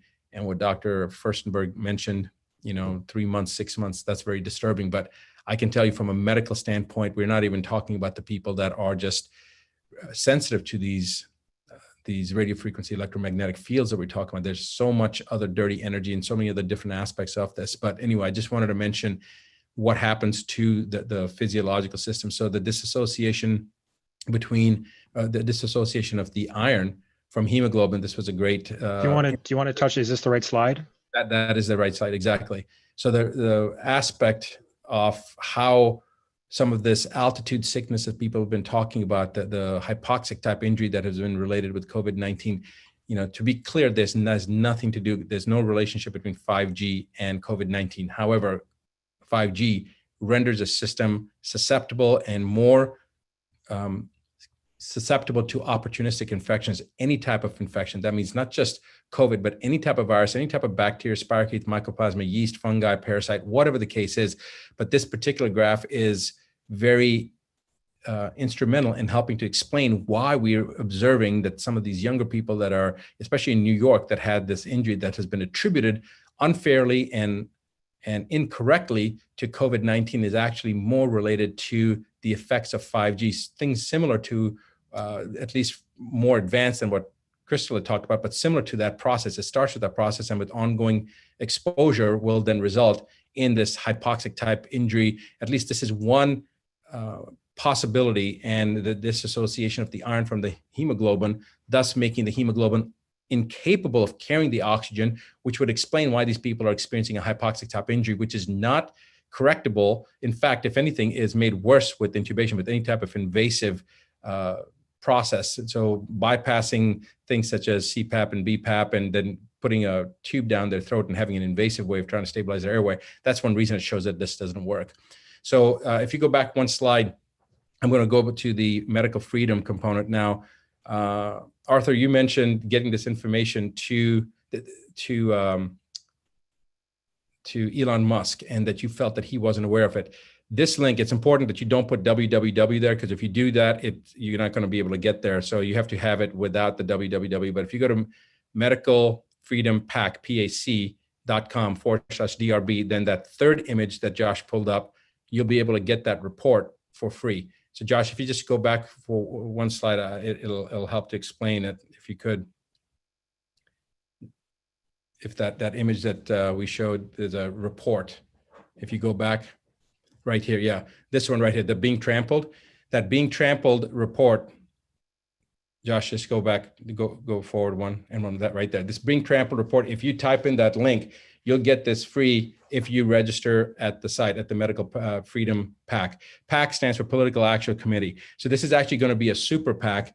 And when Arthur, you mentioned that you didn't think Elon Musk knew about this, for me, it's hard to believe that somebody that's brilliant doesn't know about some of these implications, kind of going back to what Lena had said. However, assuming that that's correct, there are powers that be that are very interested in doing the right thing. For example, the super PAC has been put together with some key people, including an advisor and long-term business partner of the president, and some other family members of the president being aware and helping to facilitate the super PAC. And the super PAC's mission essentially is very simple. If you are for medical freedom, not health freedom, this is very important to distinguish between medical freedom and health freedom. Health freedom, there's many movements and many organizations that have talked about health freedom, but here's the thing: when mandated vaccines come down the pipeline, or when other types of things end up coming down the pipeline, such as having to be forced to have chemotherapy for a child who the parents don't want to have chemotherapy, but the medical system feels, or the physicians feel that the medical system necessitates overriding the parent's right and the child will get chemotherapy. Suddenly health freedom means nothing, because it does not fall underneath the auspices of medical freedom. So I'm not familiar with anybody that's doing Reiki or that's doing healing touch or something like that that's in jail, but there are many doctors that are put in jail because of their choices of how they practice medicine. And so medical freedom is the reason that we use this particular terminology, because medical freedom not only encompasses health freedom, but also the part where an individual has the right over their own body. Medical freedom meaning that they can choose the medicines that they take into their bodies, the food that they take into their bodies, as Thomas Jefferson had said 250 years ago, because those who allow a government to dictate the foods to put in their mouths and the medicines they take into the bodies will soon live in the same sorry state as those who live under tyranny. Now, the mission behind this is a quote from Dr. Rush, who was the only member of the delegate that signed the independence, the Constitution, the Declaration of Independence. And he was a physician. He was the only physician. And he said, unless we put medical freedom into the Constitution, the time will come when medicine will organize into an undercover dictatorship, which is exactly what's happened. To restrict the art of healing to one class of men and deny equal privileges to others will constitute the Bastille of medical science.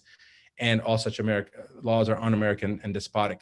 He went on to say that medical freedom should have the same privilege as religious freedom. And that's what we have created, the Medical Freedom PAC, to organize basically anybody that believes in medical freedom and religious freedom.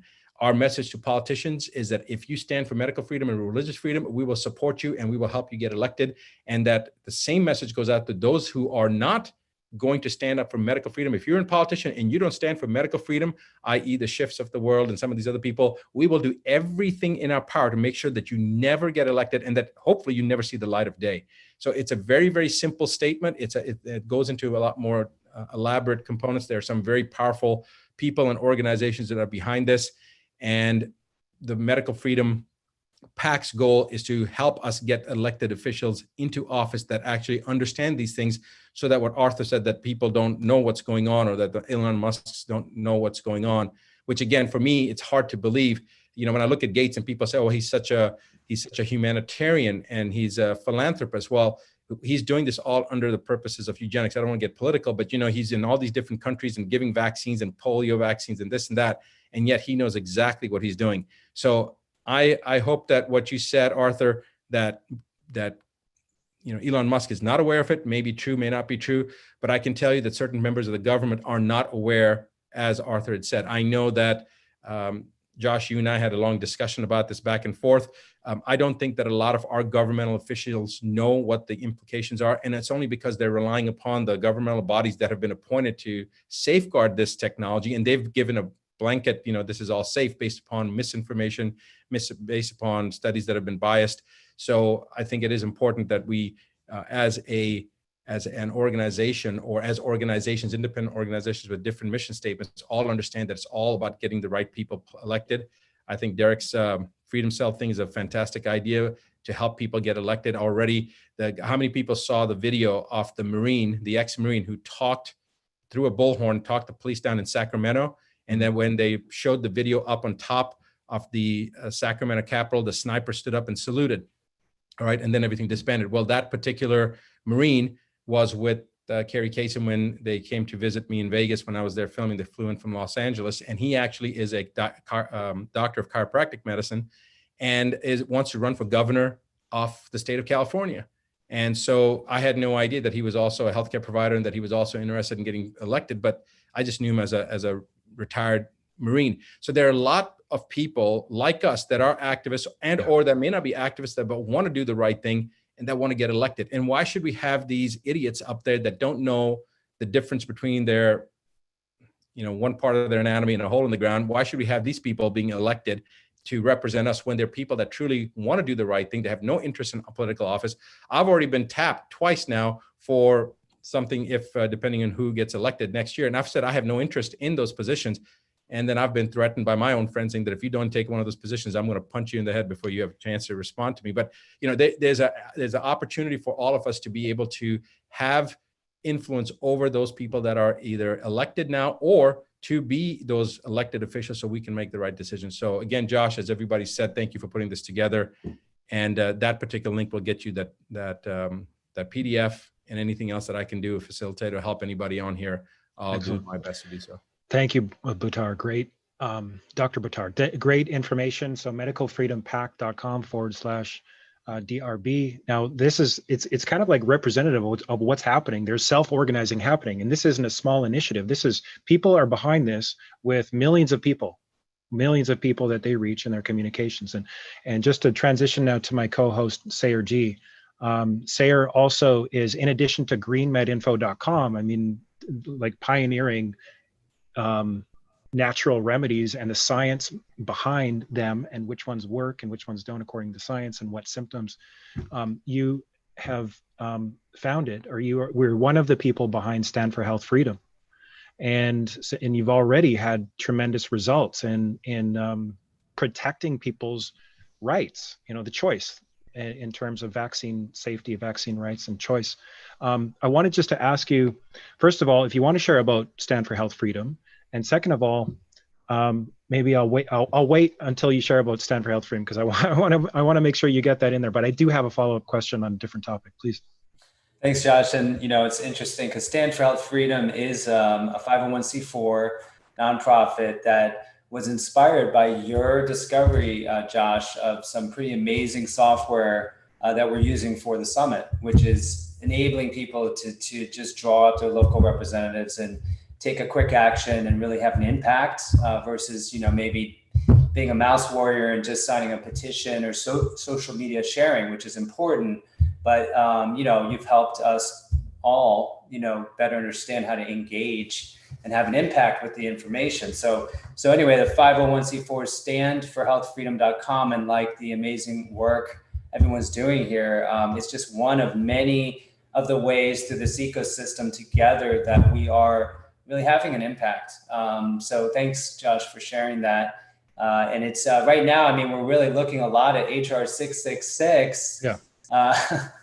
What a poetic name for a bill, because of how that agenda with contact tracing overlaps with what we're seeing with this accelerated 5G overlap. And it may not be clear on the surface, but, ultimately under the auspices of an extremely unique and lethal virus, right, which has been proven to not be lethal in the way that the WHO and other organizations were saying at the outset, right? From 15% case fatality rate estimate down to 0.1% from Dr. Fauci himself now. Yeah. We're starting to understand that what is the agenda behind this? Well, one of them is that's what my second question was. So please go ahead. And I just want to jump in there really quick and say, like, this is a little bit branching out. It's not specifically on 5G, but there is so much research that is available that is indicating that these various pieces do connect, right? There does seem to be a globalist elite agenda based upon biometrics, right? Tracking. And it's been admitted by some of these leaders and so-called leaders, and it does connect to 5G. It does connect to contact tracing. Contact tracing doesn't happen without 5G, right? Having that level of granularity of ubiquitous wireless coverage with all these satellites. And tell us some of your connections there. I'm getting ahead of myself, and I always kind of get excited when we talk about this stuff, but please go ahead. Yeah, I think what I've observed is there's a compartmentalization generally in advocacies. For many years, I've been focusing on raising awareness around the true unintended adverse effects of vaccination and, informed consent and basic advocacies. And what I found is some of the activists in that space don't want to talk about, GMOs, or they don't want to talk about 5G. And as you've seen, I think all of us globally have seen a sort of psychological operation around not being able to mention 5G in relation to COVID. Yeah. And that's been very interesting to watch. And I think the reason why you can't speak to it, it's like the quote around, you can't, if you want to know who rules over you, then, just see who you can't criticize. So I think the linkage is there because the substrate for the total full spectrum dominant surveillance model, which we saw roll out in China, which of course, when you look at the unfolding of this operation starting in China and their draconian response, which was then celebrated by the WHO as the model for the rest of the world. And then you see it roll out in certain states in the US, like California. What we're seeing in schools, for example, is that they're starting to set the framework for what they're going to do with the 5G rollout and implementing the rest of this pandemic, if you will, which is they want to monitor children with devices that are Bluetooth enabled that are high enough resolution where they can determine through AI. Hello, this is Arthur. I'm going to break in here. Yeah. And the reason is I don't want to listen to anything about a plandemic or conspiracies or any of this stuff. And this is exactly why I was hesitant to join this call, because I do not associate myself with any of these kinds of theories. Okay, thank you for that. I appreciate you sharing that perspective. Now, it's interesting because it does highlight there are two different camps in this movement, right? There are people who want to truth at all costs and dot connect and kind of look at the research and are willing to kind of go against. I am a truth teller at all costs, but I am not associated with dividing this world into us and them. And the so-called globalists who want to kill us all. I think that's a bunch of Arthur, nonsense. You're interrupting right now, and I didn't use. And it undermines what we're all doing, and that's why I am about to hang up on this call. But see, you're doing the very thing you're claiming is being, what I'm saying is that I wouldn't necessarily use that terminology, and like others, I wouldn't assume, for example, Elon Musk doesn't know the agenda that he's participating in. So there are differences here, and that's okay. I want to tolerate differences of opinion, but I would say I cannot. I have to maintain my reputation. Me is really the right. Okay, let's reel it in here. Now let's focus. I have to maintain my reputation, and I cannot be associated with anything that reeks of quote unquote pandemic.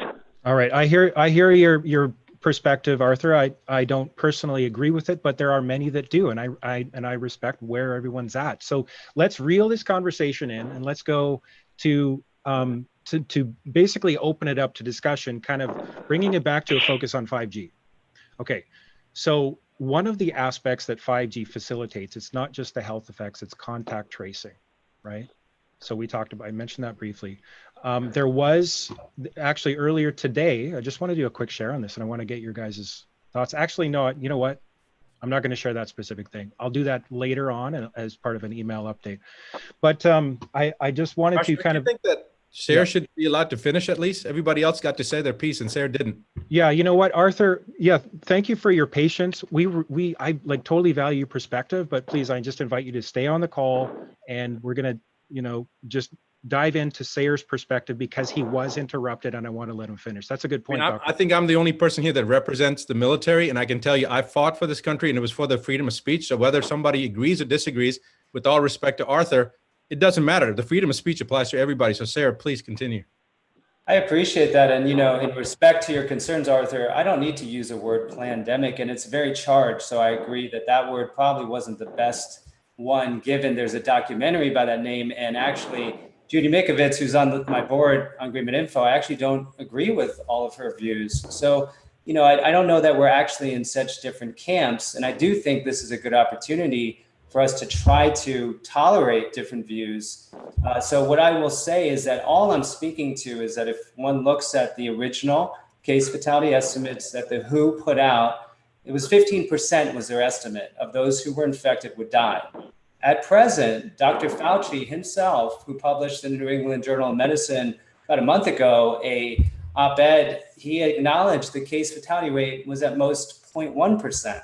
So that 150-fold difference to me represents how profoundly an agenda was put on the back of what was, basically the reason for them suspending all our civil liberties. So that to me isn't conspiracy. That's just an observation, especially now that the facts are, even the WHO says the case fatality rate's 4%, right? So there's this discrepancy. That's what we're talking about. So why were there all these reports of accelerated installations of 5G, small cell installations, for example? I didn't even believe them when they were first brought up. And in fact, Josh, you brought that up to me. I'm like, you know what? More conspiracy theorist stuff, because I don't see them. And you hear it all the time. It's anecdotal. But in Miami now, downtown, you see all of these installations being put up.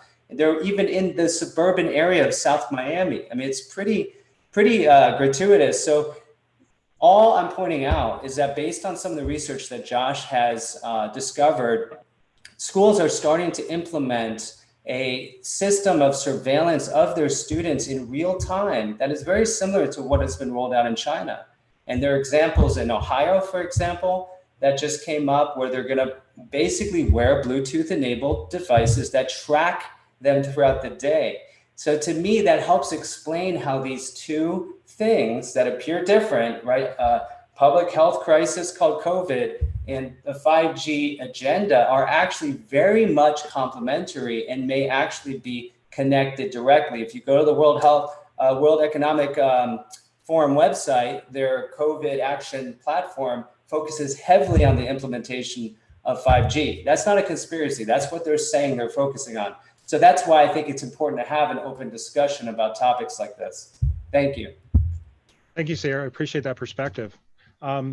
Yeah, so there's a World Economic Forum link there for anyone who wants it. But this is interesting. It leads into the next question that I had was actually from our audience here. We're going to try to get some questions in. Thank you, everyone, for your patience and being on the call. We're going to move towards wrapping up in, say, 20 to 30 minutes, if everyone is okay with that. Does that work for all the panelists, 20 to 30 minutes? Okay, good. So the question is this. I'll have to sign up before then, Josh. Okay, thanks, Derek. Thank you for that. Some people are skeptical about 5G causing harm. How do you suggest we talk to people in our communities or families to get them on board? Now, some of you on the call even have specific resources to help people do that. I just want to open that up for anyone who wants to contribute. Real quick, Josh, can I just real quick? Yeah, Please. Thanks to Josh. He actually encouraged us at Agreement Info to index all the non-native EMF research we could find. So we have a section called electromagnetic fields. There's over 1,000 studies across, I think, 300 different signals of harm. And some of those, are associated with millimeter wave bands. So that's one resource that exists that you can freely access. I would like to answer that in the following way, and that is that our main problem is that the public at large does not know that radio waves are dangerous. And until they do,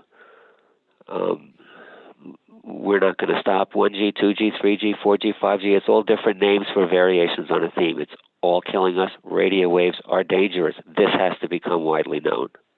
Mm-hmm. What's some of resistances, and specifically like tips to overcome those resistances that you all have had as you're sharing about EMF and 5G, even if it's just with a neighbor or a family member or whomever? Blind trust of the FCC. Okay. Hey, Josh, I'll chime in on this for a moment. Yeah, thank you. Yeah, one of the things, look, there is, and I will admit, 20 years ago, I was under the impression that the FCC was protecting us. And then I learned more than I wanted to know.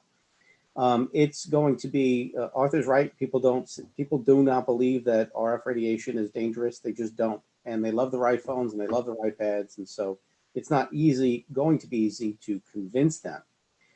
An easier thing to do is to make them aware that when they wake up one morning and find a small cell installed 20 feet outside their 14-year-old daughter's bedroom window, it's much easier to make them aware of the fact that the FCC has no idea what level of radiation it's exposing their children to.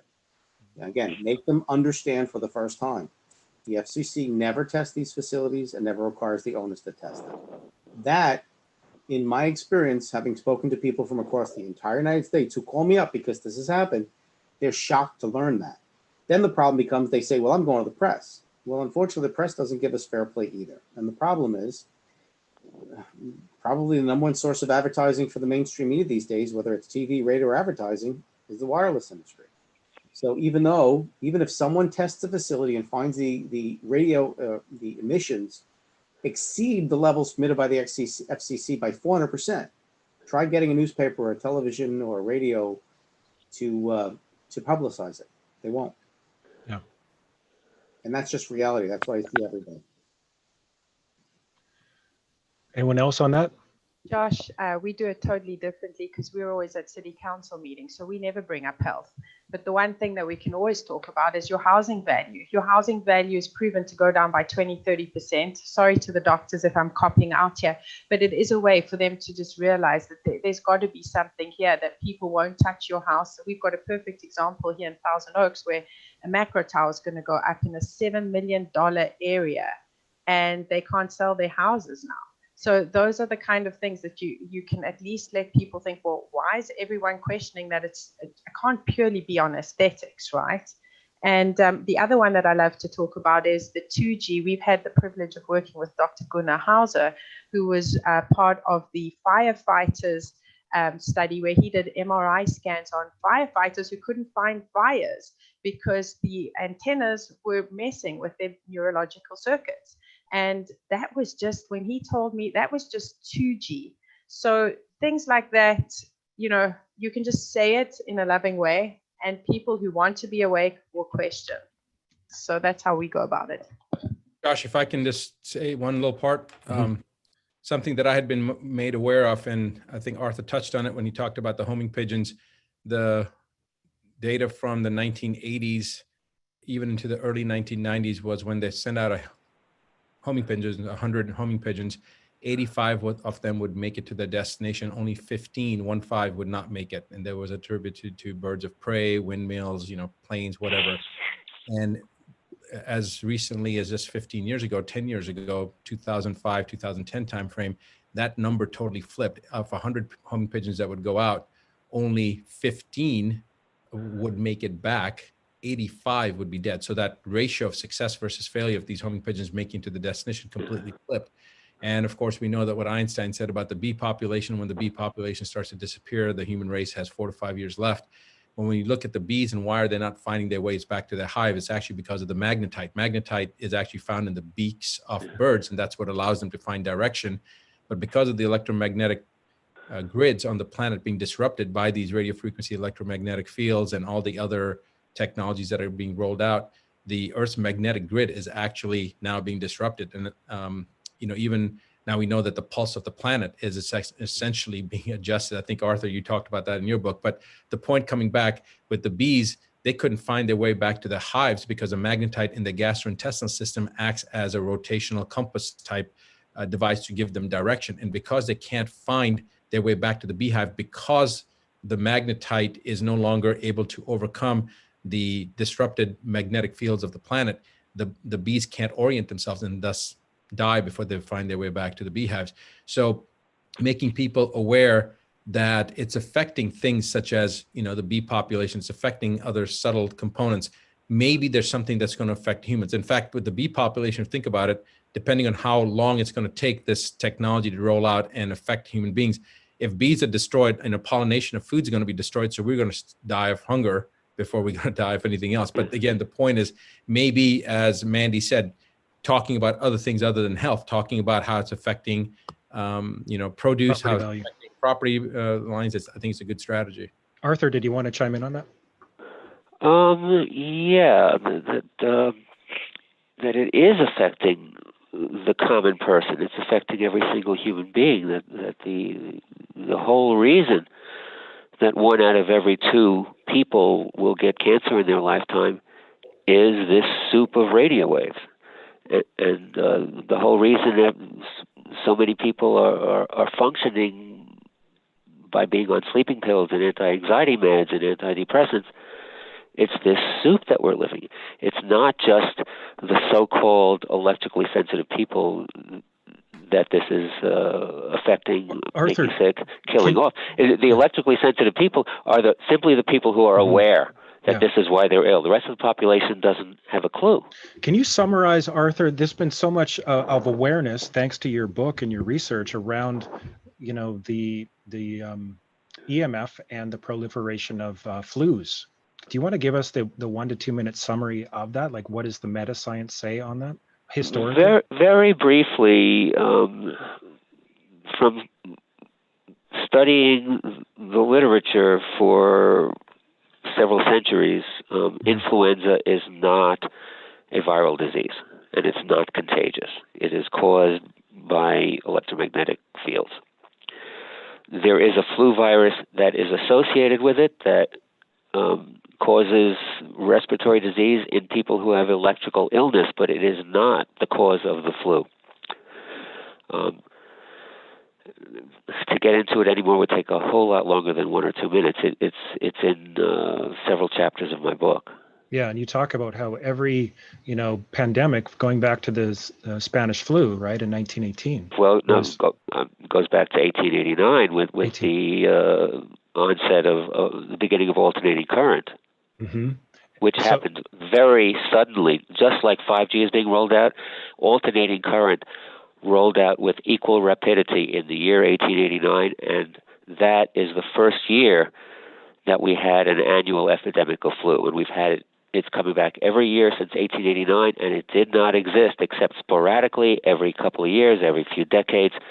1889, the magnetosphere on the Earth was affected by this massive amount of AC harmonics that got into the electromagnetic environment of the Earth. 1918, it was radio waves. In 1957, it was radar. In 1968, it was communication satellites. Yeah. Hey, Josh, can I chime in with something that's just very practical for Please. people to raise awareness with the audience and those of the loved ones? And it's actually very crucial that they start getting these devices, is because of the increasing electromagnetic waves that's happening within their homes as well as on their streets and neighborhoods because of the rollout of the 5G and 4G. We really should say 5G, 4G, because the small cells doesn't necessarily need to be 5G. Okay, so anyways, it's just simply get an RF meter. There's sound features, there's light features, there's graphs, there's the Acousticom too, which is a sound type meter. You can hear the electromagnetic waves, and when you hear it, it's a cacophony of noise, and that's what your cells receive. You can't hear it with your ears, but when you turn on that machine, the RF will translate it into something audible, and that is what your cells are receiving. It's just a mess of frequencies that's hitting your cells at the DNA level, mitochondrial, cellular, tissue, the whole system, and also helping to raise awareness is, once they have these RF meters, check their bedrooms, check their living areas where they spend most of the time, and then start shutting off the wireless components, turning the Bluetooth off, start using the Ethernet wires, start reducing the EMFs in their homes right now. Okay, so that would also help them have a before and after awareness. And again, this is seeing is believing, hearing is believing. So these are very practical solutions. They're cheap. You can buy these on Amazon, $180 or $200 meters. Save your life. I did the blood study of the teacher, so because it's so graphic. It's before and after. It's, again, seeing is believing. These are very, very simple, practical needs that people need to have right now.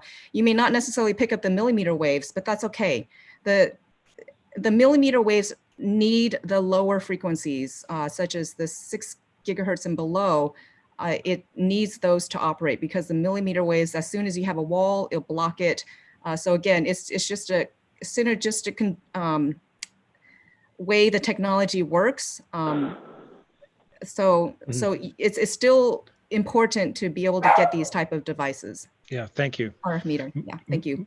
Thank you for that. That's really important. One of the questions was, what is the best strategy to reduce your exposure if you live in an apartment and cannot control the EMFs that surround you? While this call specifically isn't focusing on EMF mitigation, Brian Hoyer in our solutions course does focus on that. So I encourage you to check that out. But I just want to open up that conversation really quickly. Magda, what would you say, or anyone else, what would you say on if you live in an apartment and there's all these EMFs around you, people are just becoming aware about EMFs and 5G. What do you do pragmatically? Well, initially, what you need to do if you're going to be in a multi-unit dwelling, for example, is to minimize anything you're generating. Convert from a cordless phone to a corded phone. Get rid of your Wi-Fi. Use Ethernet or power line adapters. The next thing you have to do is, and I agree with Lena about buying a meter and measuring your exposure. That's the best way for us to learn about anything. There's paint available. There's wallpaper available. There's mesh, silver mesh shielding that's available. So you can actually produce the equivalent of a Faraday cage for yourself to minimize your exposure. There's film you can put on your windows that will block the radio frequency radiation by about 80 to 90%. If you have triple-E glass, that will actually reduce your exposure considerably. So there's a lot of things that you can do to protect your home. However, the most important thing is, if you decide to use the silver mesh material that has cotton wrapped around it. And if you use it as you can use it as curtains. You can also make a canopy around your bed. And if you do that, you have to cover the top, the sides, and the bottom. And if there's a little hole in that, if there's a little gap, that radio frequency will come into that protection that you've set up and actually increase your exposure. So having that meter is absolutely vital to make sure that when you think you're protecting yourself, you really are protecting yourself. There's also filters you can put on your power line to clean up the dirty electricity, which is not something we've really talked about very much, but it's part of the electrosmog problem, having dirty electricity flowing along your wires.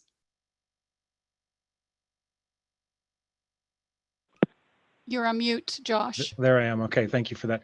I wanted to get back with you, Andrew, and just ask you, shifting now to give us some case studies, some case examples of how you got a call from someone saying, I just realized there's a wireless transmitter or 5G or small cell, and then you were able to work with them.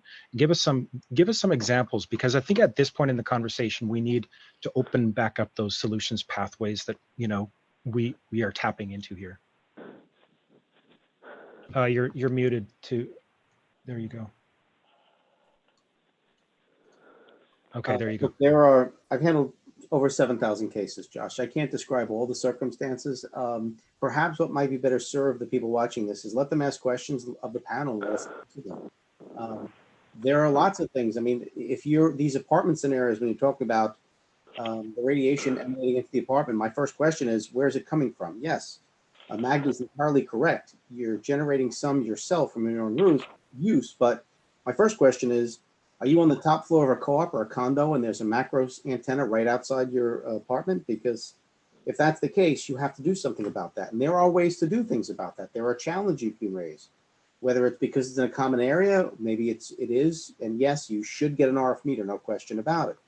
Test the RF radiation inside your bedroom. I've had cases where, I had one case in New York where a college professor, after a facility was activated, he went deaf in one ear, 2 weeks, literally 2 weeks later.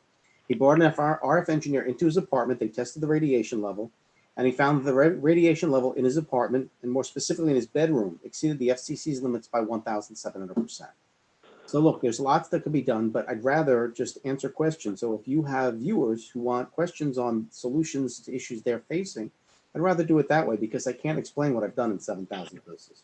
Thank you. That's really good. We do have, just to break in here, below the embed on the 5gsummit.com/livestream, ask questions there. We have one or two helpers looking for picking out the best questions there. So please go ahead and do that. Yeah, go ahead, Dr. Buttar. So I just wanted to mention something that Lena had brought up in Magda too. There are technologies, I shared this with you a little bit, and some of these technologies are being developed. Some of these have been developed. They are ways of actually measuring the radio frequency, as has already been mentioned, and taking a smart meter device, putting a plant near it, within 3 or 4 days, the plant dying, and then putting this technology next to another plant in the same field, in the same room, same everything, same proximity to smart meter.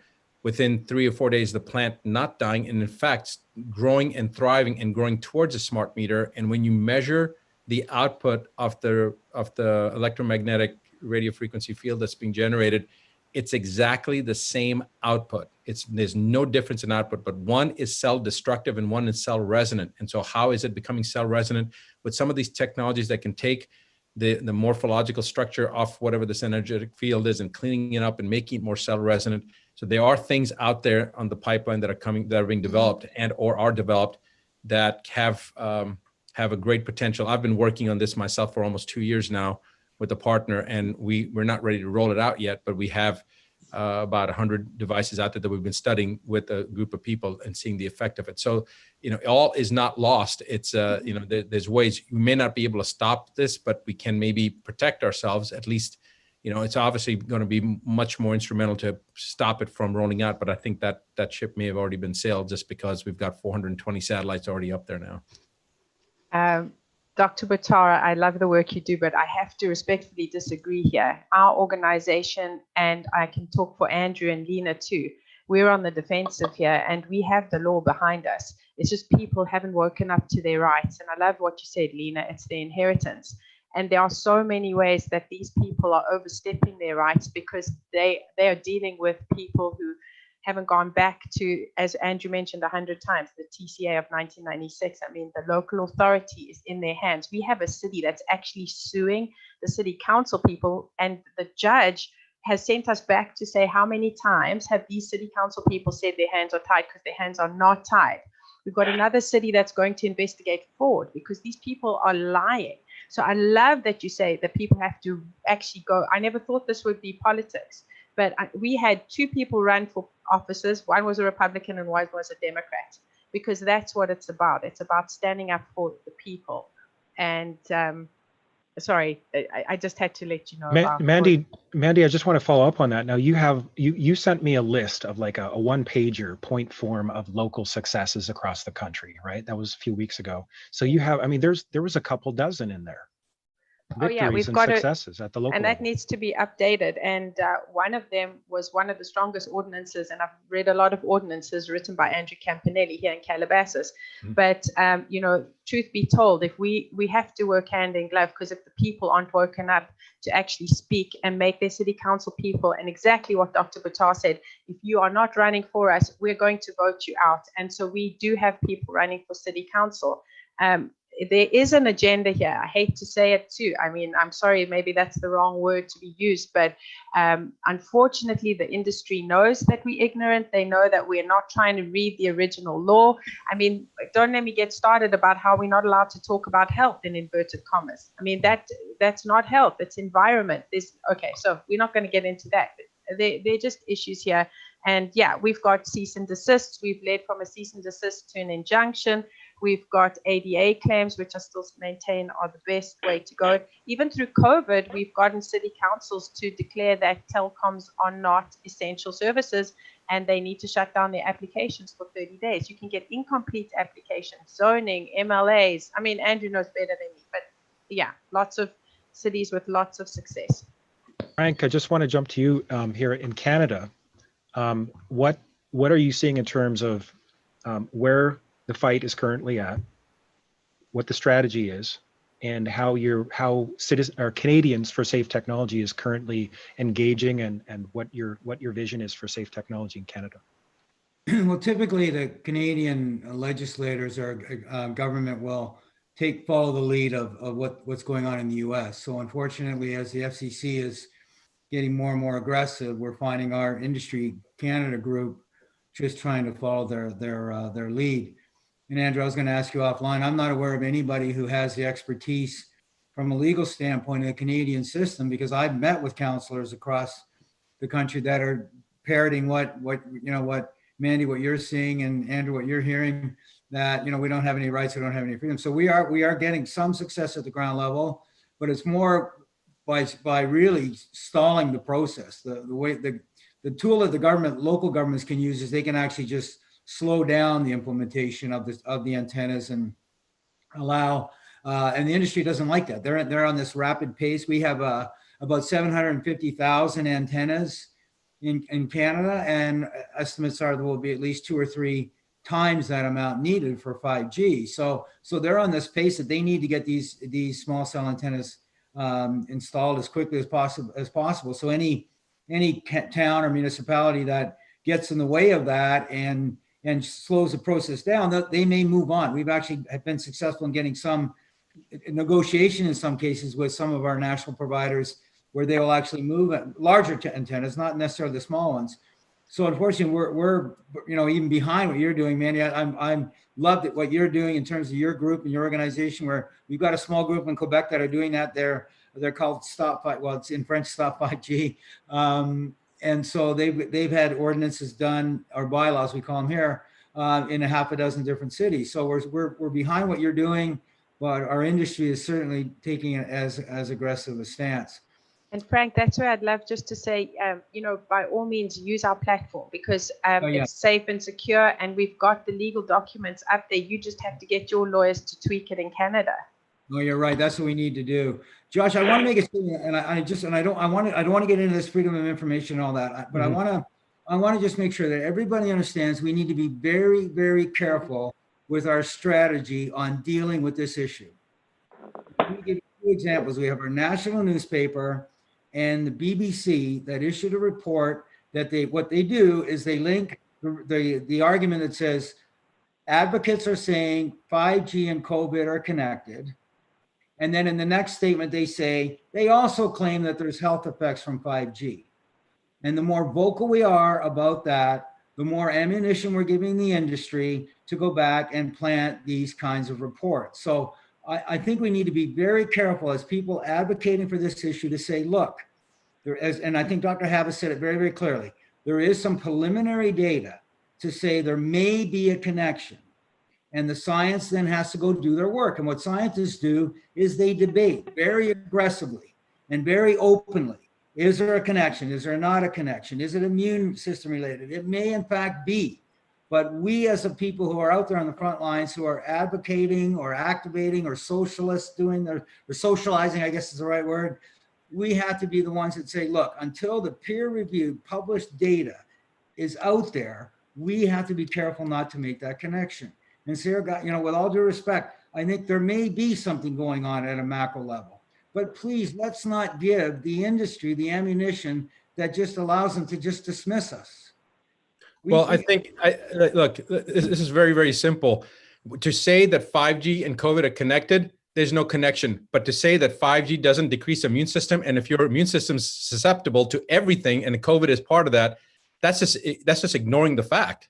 And that's not making a correlation. That's just a simple fact.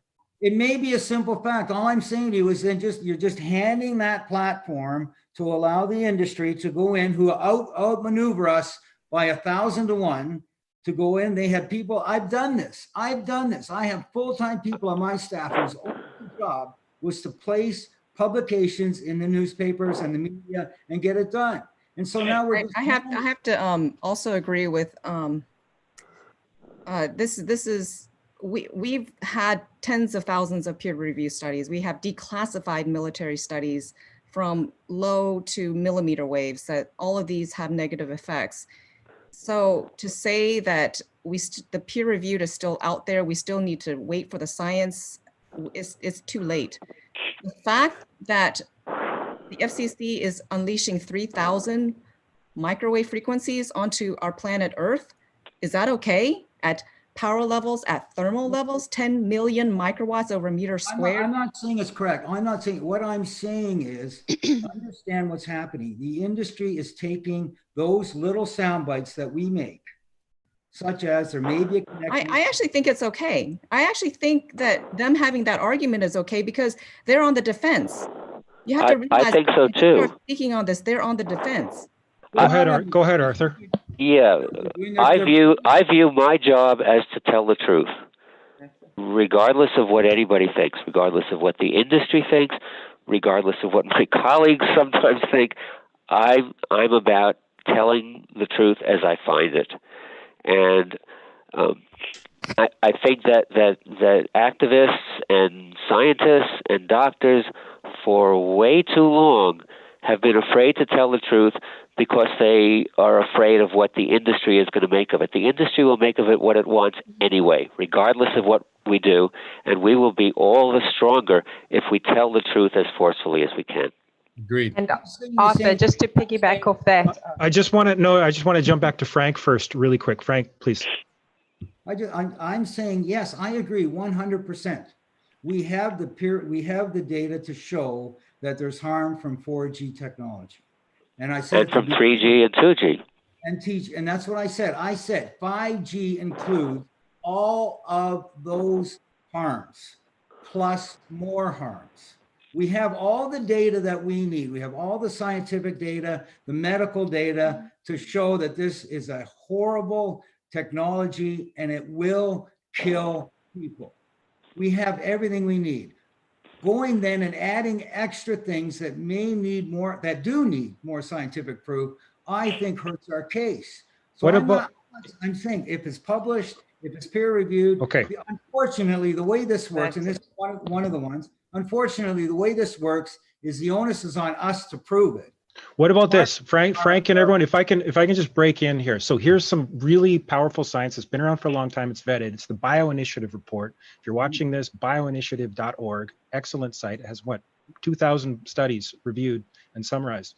If you look at the BioInitiative report table of contents, section 8 is evidence for effects on immune function. There's 2 summaries there. One has, I believe, 70, and one has, I believe, 59 studies on EMF and immune system effects.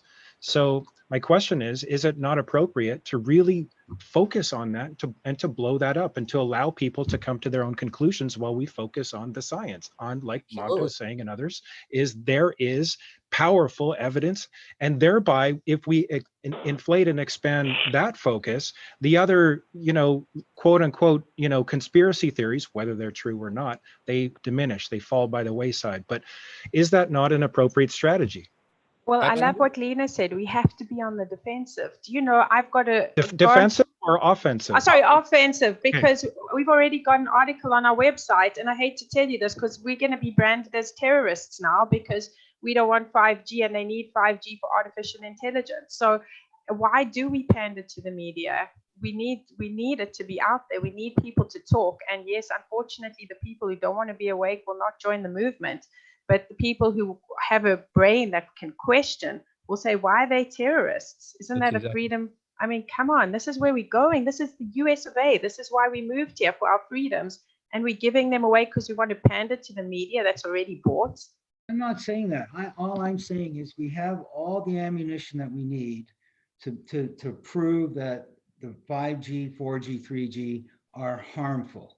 Yeah. Why get into an area that is not as proven as the other? I think it just makes the other science look weaker when we go out and start to try to find other arguments. All I'm saying is we don't need. What's the argument? It suppresses the immune system, and the immune system is why people get COVID. So what's the argument? Well, I don't understand. You said yourself there is no connection between COVID and 5G. You said that yourself, right? Correct. But there's a definite difference.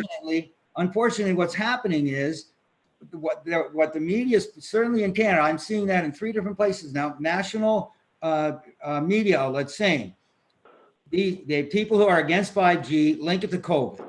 They're going to say whatever they're going to say. They're already saying it. They've already written the articles before they interview you.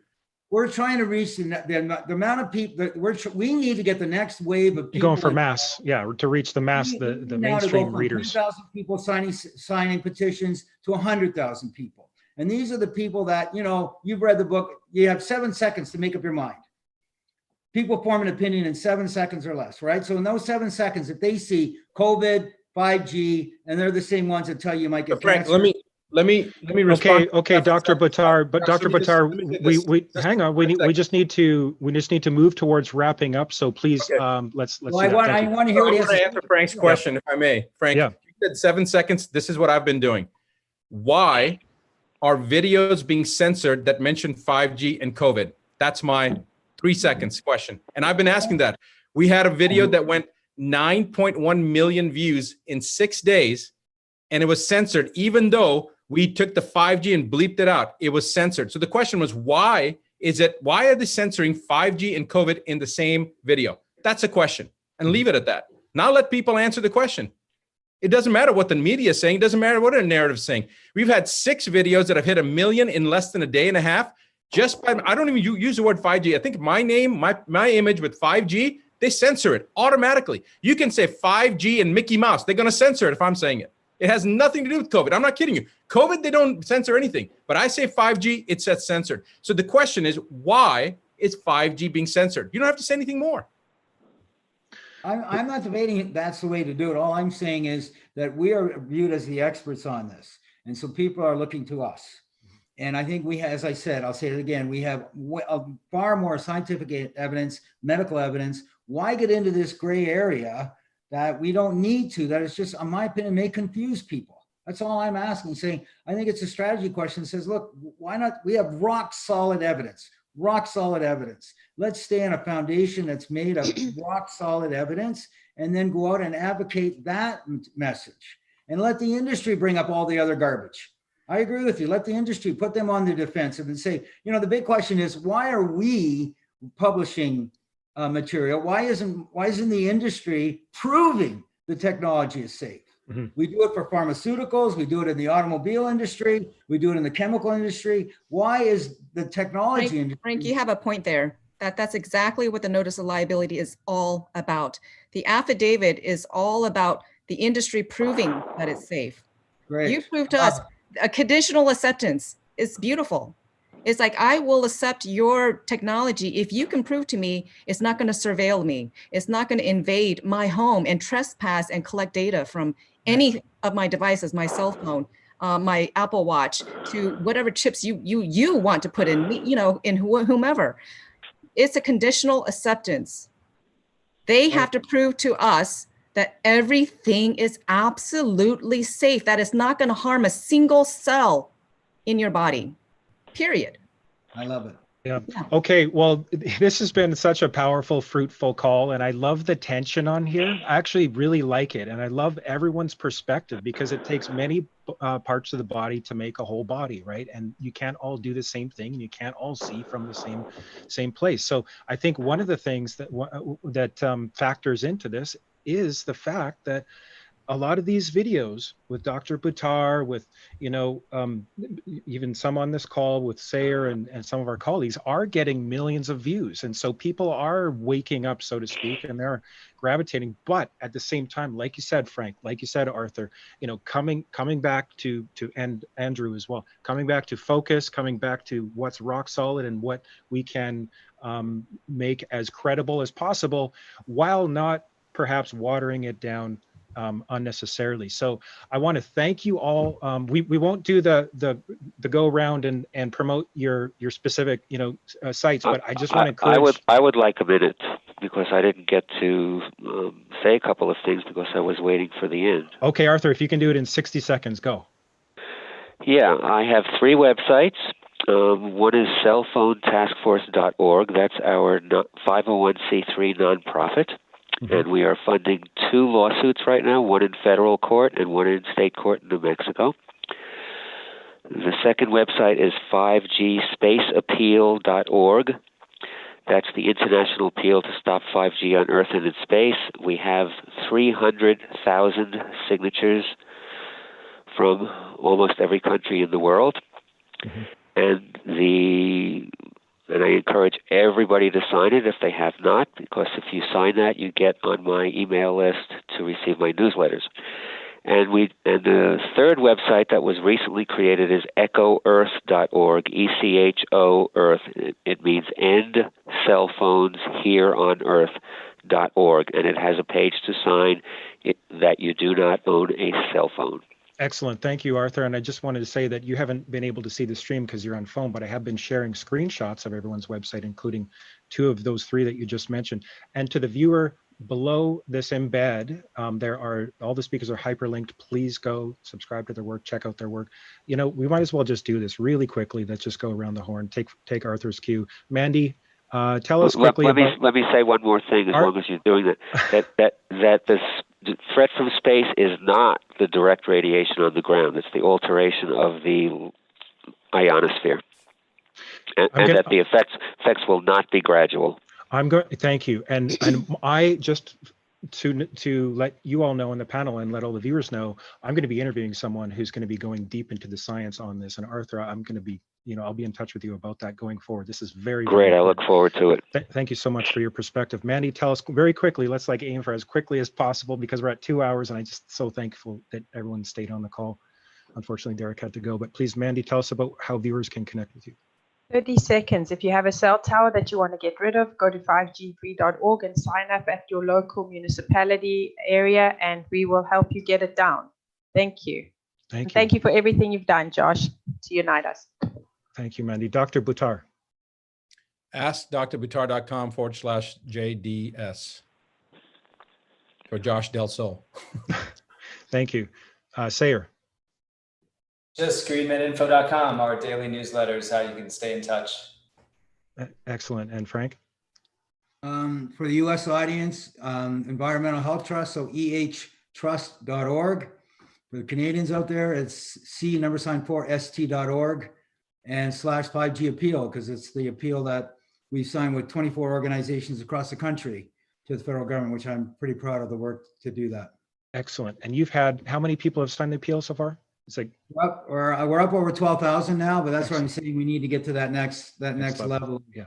So 100, Let's get 100,000 Canadians on that. Crystal?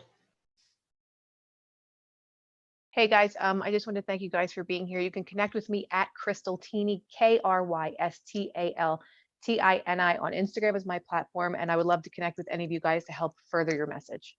Thank you, Crystal. And Andrew, thank you so much for staying late. I know it's late where you are. No problem. Yeah, my law firm's domain address is campanellepc.com.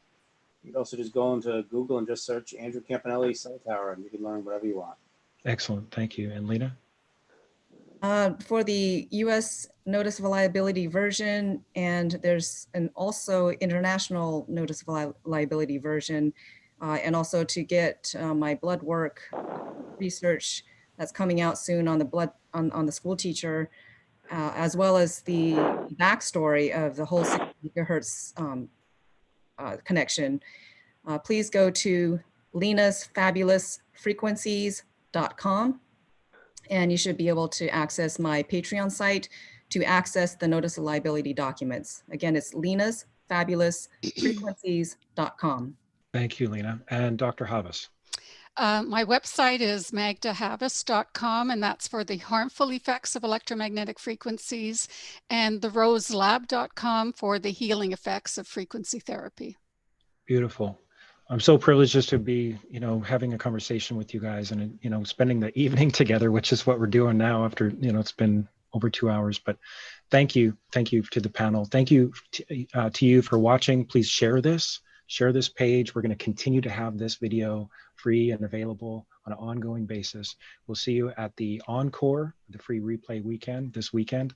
And yeah, just, be inspired, connect with these leaders, connect with these organizations, and we'll talk again soon. Peace, everyone. Thank you.